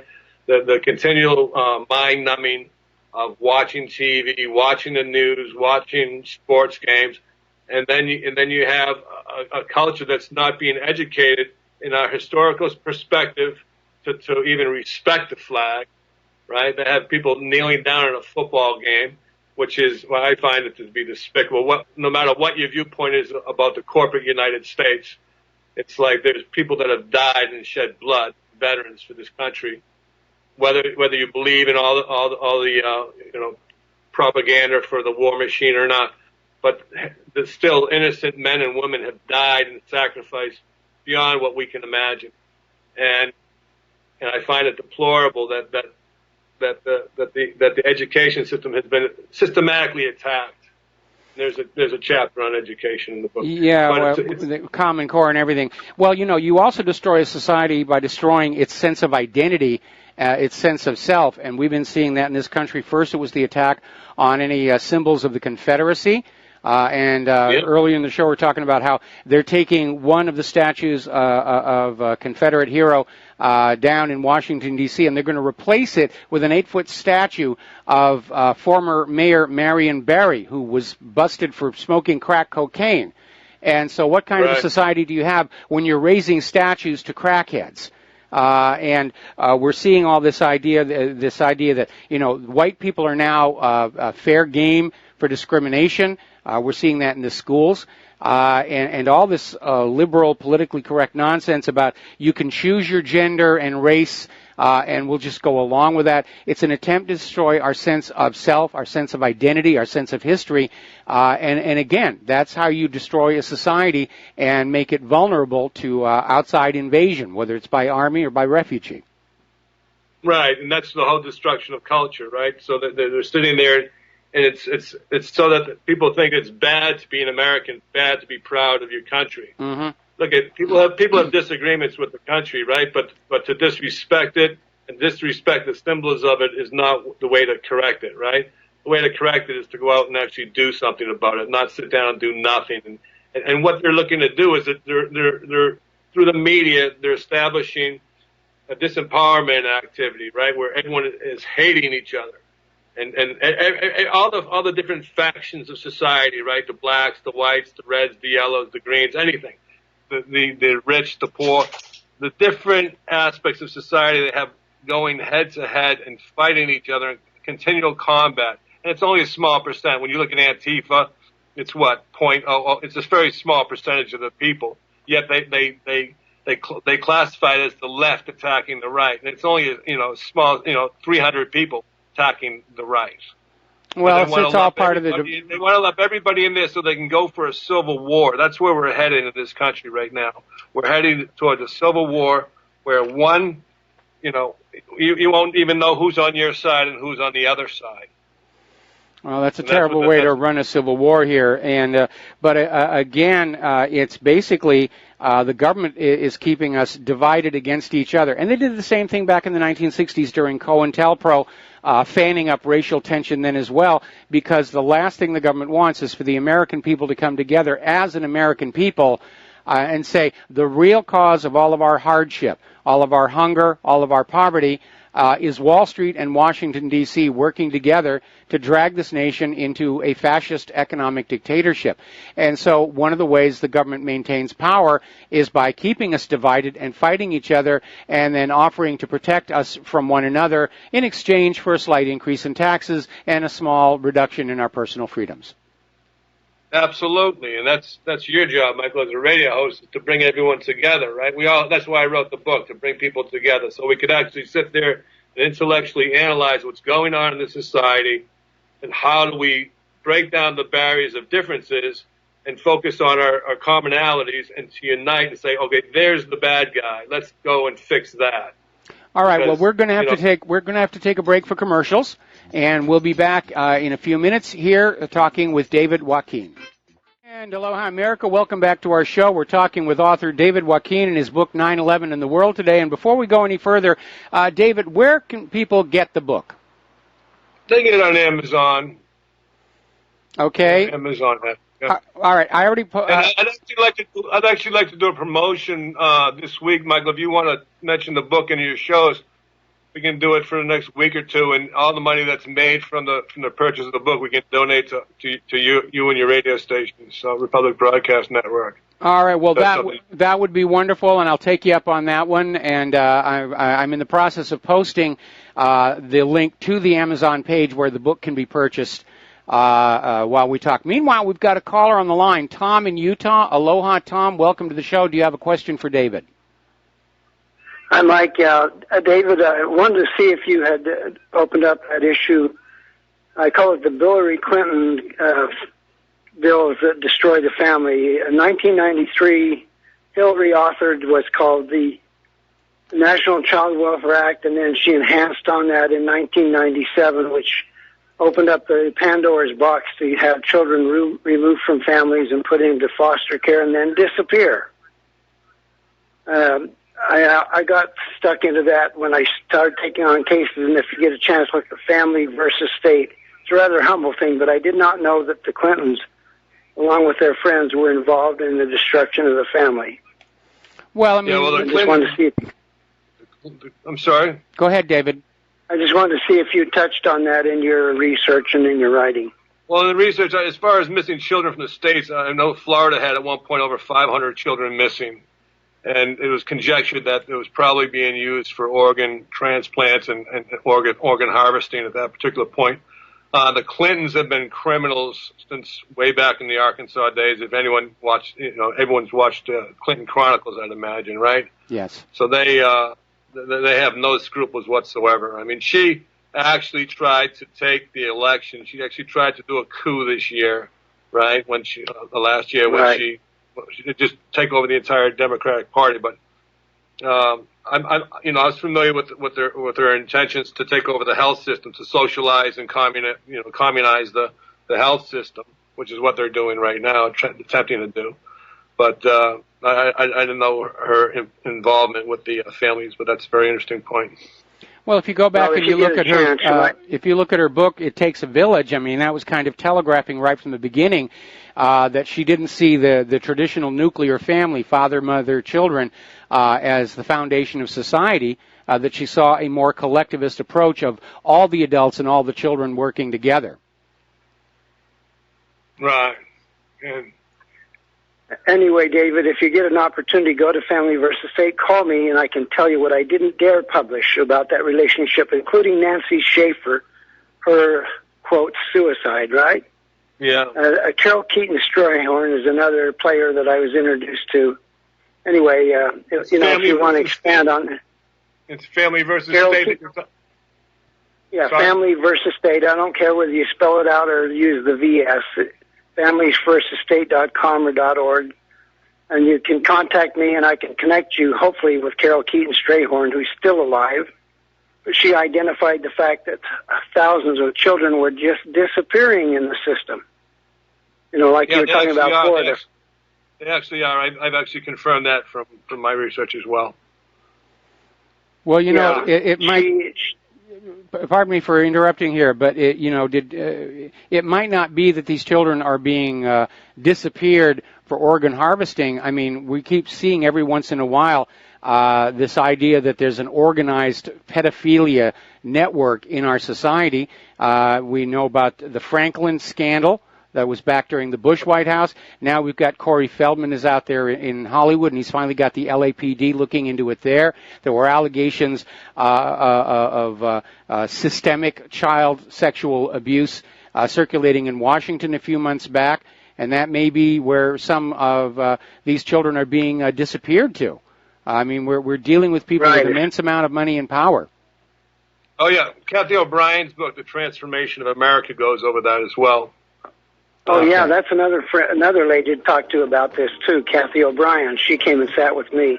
But anyway, Nancy Schaefer curiously passed away, right? Tom, I'm sorry. Okay, thank you. We're going to have to let you go. We've got to take another break for commercials. Then we'll be back with David Joaquin and 9/11 and the world today. We'll be right back. Aloha, America. Welcome back to our show here, and we're talking with author David Joaquin about his book, 9/11 and the World Today. And just in general, what are some of the other areas of our lives that you see as having been changed in the aftermath of 9/11? Well, virtually every area of our lives has been changed because they've ratcheted up their attack against humanity, right? So every area of our lives has been changed. You look at the unsustainability of the economy, right? Right now, the stock market's at 2,400, and there's no way that's gonna last, right? So there's no way that you can have a sustainable economy based on a Federal Reserve private bank. It doesn't mathematically work out. And right now we've passed the point of no return. The collapse is evident, as was exposed during the quantitative easing 1 and 2 programs that they had, where we actually bought our own debt back, right? Yes. Instead of putting it onto the open market in the form of treasury bills, we were buying it back ourselves. Nobody else was buying it. Right, so don't look over here. There's no problems, right? But virtually every area of our life, when you go to the airport, when you whatever you want to do, I mean, it's all not so much. I mean, it's all done on a gradient level, right? They increased the suppression, they increased the suppression, they increased the suppression. So one day you wake up and you're bound hands and feet, and there's no way to turn. Well, it's kind of like the analogy about boiling the frog slowly, which I don't know if that's real or just an urban legend, and it's certainly nothing. Real. It is real. Okay, you've actually done that. Poor frog. No, I haven't done it, but it's real. It's real. I kept waiting for Mythbusters to do that one. Yeah, I don't think they're going to do that, but yeah, I mean, my book talks about the medical mafia. I'll just read a few chapters. Government-imposed economic slavery, the stock market misconceptions, healthcare socialism, media's hidden agenda, banker bust, government's fleecing of the people, war is the problem, courts, police, and prisons, the Constitution, the state of banking, rebuilding a broken world, religious philosophies exposed, people's world order, America's leading role in societal evolution. I mean, so the book is a very encompassing book. It's almost 600 pages, and like I said earlier, if you give it to someone that's a total newbie in the world of conspiracies, after reading the book, they'll have a very fundamental understanding of what's going on in the world today. Well, let's go back to one of the topics you mentioned, which is the Constitution, because I think what should be of concern for everybody is that we currently have a government that is openly ignoring the Constitution, indeed seems almost contemptuous of it. Yeah, we don't have a government anymore. We have a corporate entity that's posing as a government, right? That was changed under the Lincoln administration, where it actually the United States became a corporation so they could extend to do closet taxes to the South during the Reformation. Okay. After the Civil War, right? So I mean, we don't even have a government. So to say that the Constitution that they swear to uphold is the actual assets that they own. That's the Constitution that they're talking about. They're not talking about the paper, the document that you swear to uphold. They're talking about the buildings, all the assets that they have available under the United States. That's the Constitution of the United States. What makes up the United States? And the United States is a trademark copyright. It's not just the government; it's a trademark.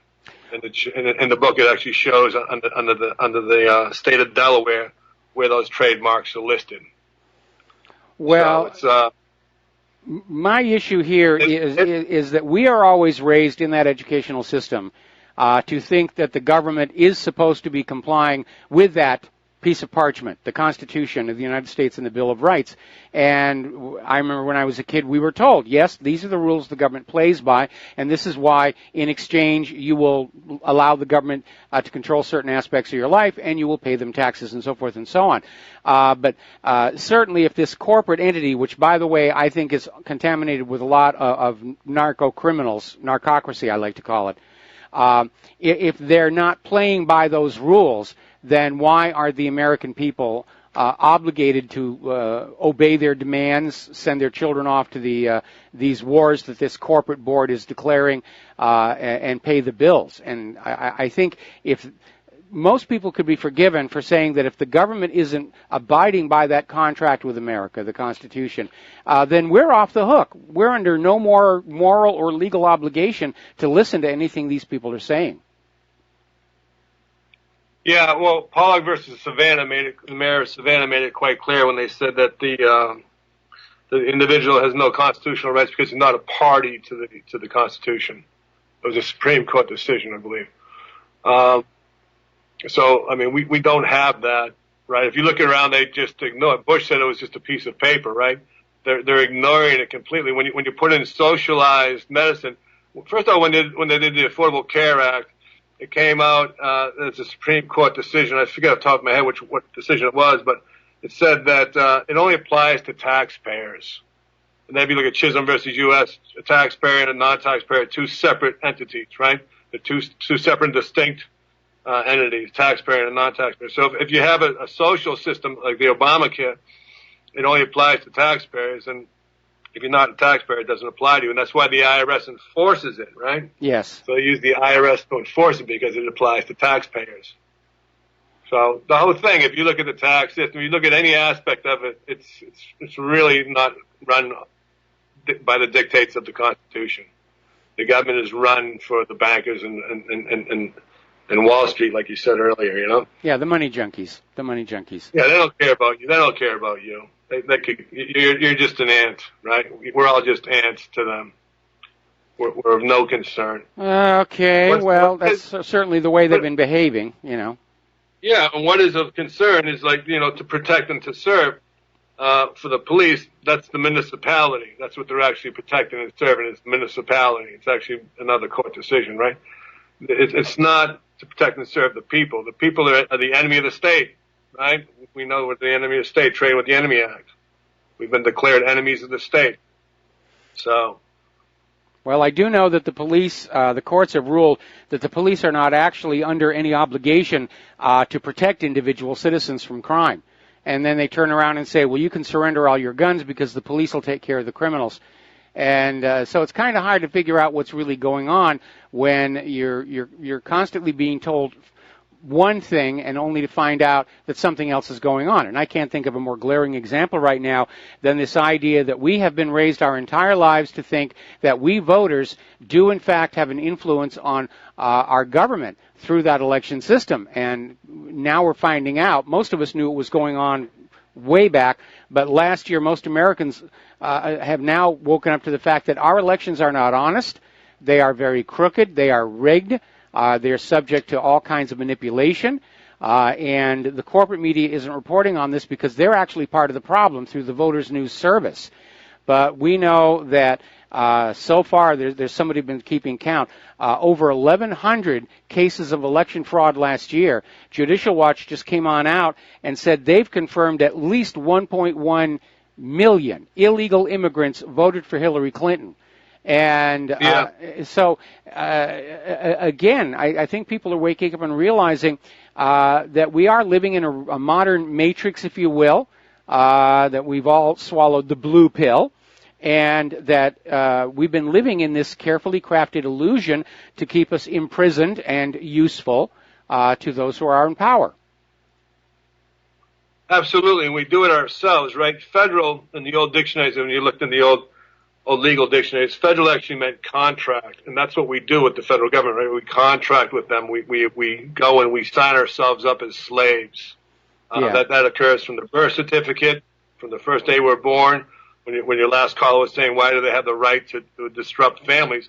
Because they own the child, right? Through the birth certificate process, the child's been pledged to the government at that particular point. So there's a lot of clandestine agreements that are there that you're not even familiar with. And when you open a bank account, there's certain agreements that occur that make you a U.S. citizen, basically, and under the servitude of the corporation. So it's actually, the more you look, and regarding the election fraud, during the Bush administration, there was a congressional hearing. I forget the gentleman's name, but it's in my book. There's a congressional hearing of the person that actually programmed the Diebold machines, the voting machines, and he testified under oath in front of the Congress that, yes, they can be They can't be manipulated, and they can send back whatever election results you want it to say. So the the machine receiving them says Bush wins, or whoever they want wins. So Yes. yeah, election fraud is rampant. Election fraud is rampant. If we had a paper ballot system like before, that would be one way to ensure to a degree. At least you'd have an ability to go back and count the votes, right? But when it's electronic, there's no counting the votes. There's no nothing. There's no tally of that information. Well, then the other part of it, of course, is this idea that, again, Judicial Watch has confirmed that last year, at least, could have been more, but at least 1.1 million illegal immigrants voted for Hillary Clinton. Now, illegal immigrants are not supposed to have a right to vote. But did you notice how hard that anytime somebody came on up and said, we've got to have voter ID to make sure that people are only voting once and that they're entitled to vote. And the Democrats were out there, oh, it's racist. You can't do that. It's racist to ask for the ID. It's going to be suppressing certain sections of the vote. Yeah, it's going to be suppressing the illegal immigrant vote, which isn't supposed to be happening. And now we find out that, in fact, actually did happen. But, I mean, look at our society. You need a license. You need an ID to drive. You need an ID to buy beer, ID to buy cigarettes, ID to buy a gun. You need an ID to go into the library and borrow a library book. But on one of the most important things we supposedly are doing for the nation, which is the elections, they're saying, no, just come on in and go ahead and vote. Vote once, vote twice. Just make sure you're voting for the right side. Right, and if you look at the immigration video, I forget the name of it, it's in my book again. It's about, just Google immigration and gumballs. This guy does a little video. Yeah.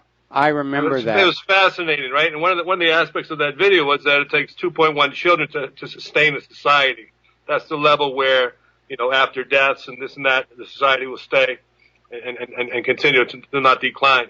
Well, our society is at a declaration rate, right? We're declining, and one of the reasons that we need the immigrants, that we're allowing the immigrants to come in, is to hopefully legalize them to the point where we can actually create more debt for the nation, because the debt of the nation is based on the birth rate of the nation. That's what Roosevelt did in 1933, right? The New Deal. Yes. That no one really studied, right? But at that point, the surety for the money that's printed out of the air, out of thin air, is the American people and the labor that we're supposed to provide for the next 50 years after we're born, and that's what they're looking to do, right? So that they need to have that birth rates continue, otherwise they're gonna go to get the illegal immigrants into the country so we can monetize them, and with the birth rate that the immigrants are having, which is much higher than the average Americans, and that's not a bigoted statement, it's a factual statement. That'll change the whole complexion of our political system, where Democrats are getting more and more illegal immigrants. But I think a lot of the illegal immigrants are now starting to go Republican, because they're starting to see a better socioeconomic situation available for them, rather than having the Democratic run cities and run slums the way they have right now. So. Well, there's another aspect to that. As you say, the indigenous American population has gone into decline, and it may be because of the economic hardship. It may be because that epicite gene has escaped into the wild, and people are being unknowingly sterilized by eating contaminated corn. But for the Federal Reserve to continue its little Ponzi scheme lending, it must always have a new population of borrowers, a larger population of borrowers to loan money to allow the creation of new money, some of which is siphoned off to pay the interest on the old money. If you have a dwindling population, then that pyramid scheme financing falls apart. So another reason for the open borders, getting the illegal immigrants in here, getting the refugees in here, is it's all going to be assumed that they're going to be getting credit cards and they're going to be borrowing money, and that'll keep that Federal Reserve Ponzi going for a little bit longer. We have a caller on the line, Andrea in Oklahoma. Welcome to the show. Do you have a question for David? Yes, aloha, and I'm so depressed. I haven't slit my throat yet. But is there any way that you see, kind of like Gandhi, they had Britain that was had taken over their country, but yet a silver lining happened. Gandhi came up with an idea. Do you have any ideas? Can you give any positive input, please? And I will listen offline. Yeah, well, it's in my book, but one of the basic things that we have to do is actually organize as a people, right? We actually have to set up, and I'm in the process of trying to set a site up called 911intheworldtoday.com, and we have to set up an organization of all Americans, right, of all people of the earth, because the way they have it segmented through the news with API, AP, and UPI, they give us limited amounts of information. We need to actually organize and get the people all on one page so that we can go and actually discuss with our enemies how to actually change the system. Right now, they have a lack of ideas of what to do. They don't know how to get out of the system that they're in right now. And it's a maniacal system, right? It's a system bred and conceived out of destruction and hatred. And what we need to do is to put together a group, such a large group, that we actually have the ability to demand our rights back and to demand an evolution and uplifting of society, right? We all need to do our part. Instead of slicing our throats, it's like we need to go and help. You know, read my book and be a contributor. Try and make the world a better place. That's why I wrote it. I wrote it so that we could uplift and empower the people, because the people right now, once you look at Machiavelli, divide and conquer, right? The Little Prince. If we never organize and actually point to where the actual problem is coming from, the problem is coming from us, because we're sitting here and we're not doing anything ourselves.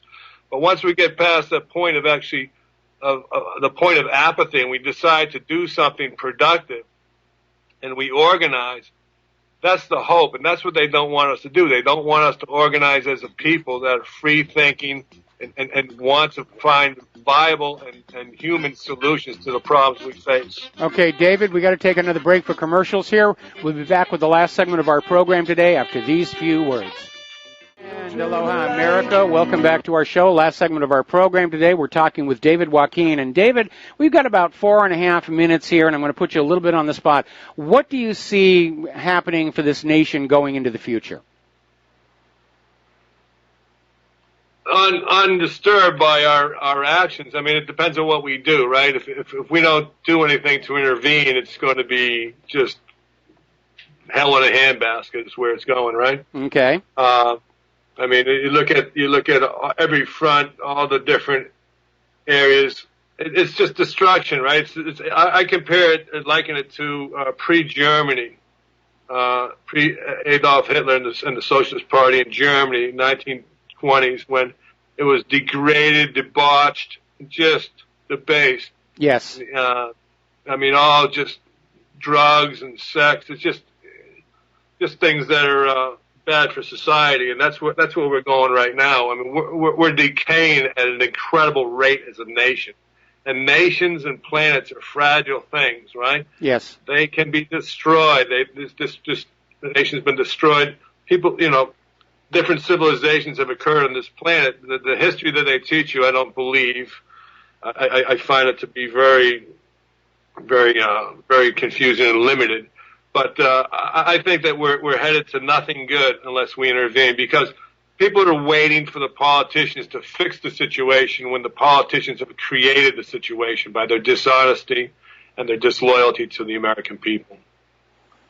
So really, when you want to look into the crystal ball, you look into your own heart, look into yourself very deep and say, what am I doing? What can I do to make it better?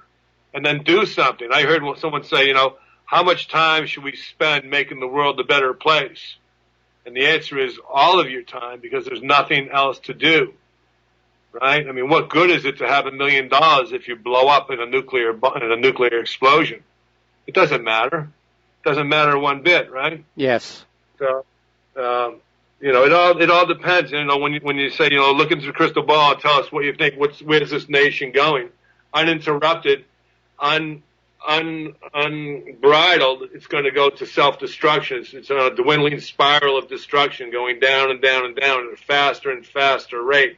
It's up to us as a people to educate ourselves, and then to go and to actually pull it out of the gutter that it's going into. And that's a sad thing to say about such a wonderful and great nation, right? But it's right now in the gutter. You couldn't imagine, if you were to say, you know, picture hell on earth, I mean, this is a pretty good picture of it, right? Yes. I mean, there's half the people are on drugs, half the people are on psychotropic drugs, half the people are more than half are starving to death, right? 80% of the population, 2 billion people are starving. That's a consensus that we're not doing a very good job at managing this planet. If you have 2 billion people starving to death, we're failing as a society. And an obesity epidemic here in the United States of America, where we waste 40% of our food. You're absolutely right about that. Anyway, listen, David, thank you very much for spending time with us today. We're out of time now. We're going to have to bring the show to an end. So thank you very much. And again, his book is 9/11 in the World Today. There's a link to Amazon on my main page if you want to go ahead and buy that book. So that's it for our show today. Please stay tuned for... Michael. Goodbye. Go ahead, I'm sorry. Thank you. You're welcome. And stay tuned for John Stadmiller. He's got a lot of interesting things to share with you. Take what you have learned here at this show and at my website. Share it with everyone that you know. Remember, keep pushing Dossier Gate, Primary Gate, Uranium Gate. At some point, the corporate media is going to have to start dealing with these in an honest manner. So we'll be back tomorrow with the lovely Lady Claire. Aloha, America.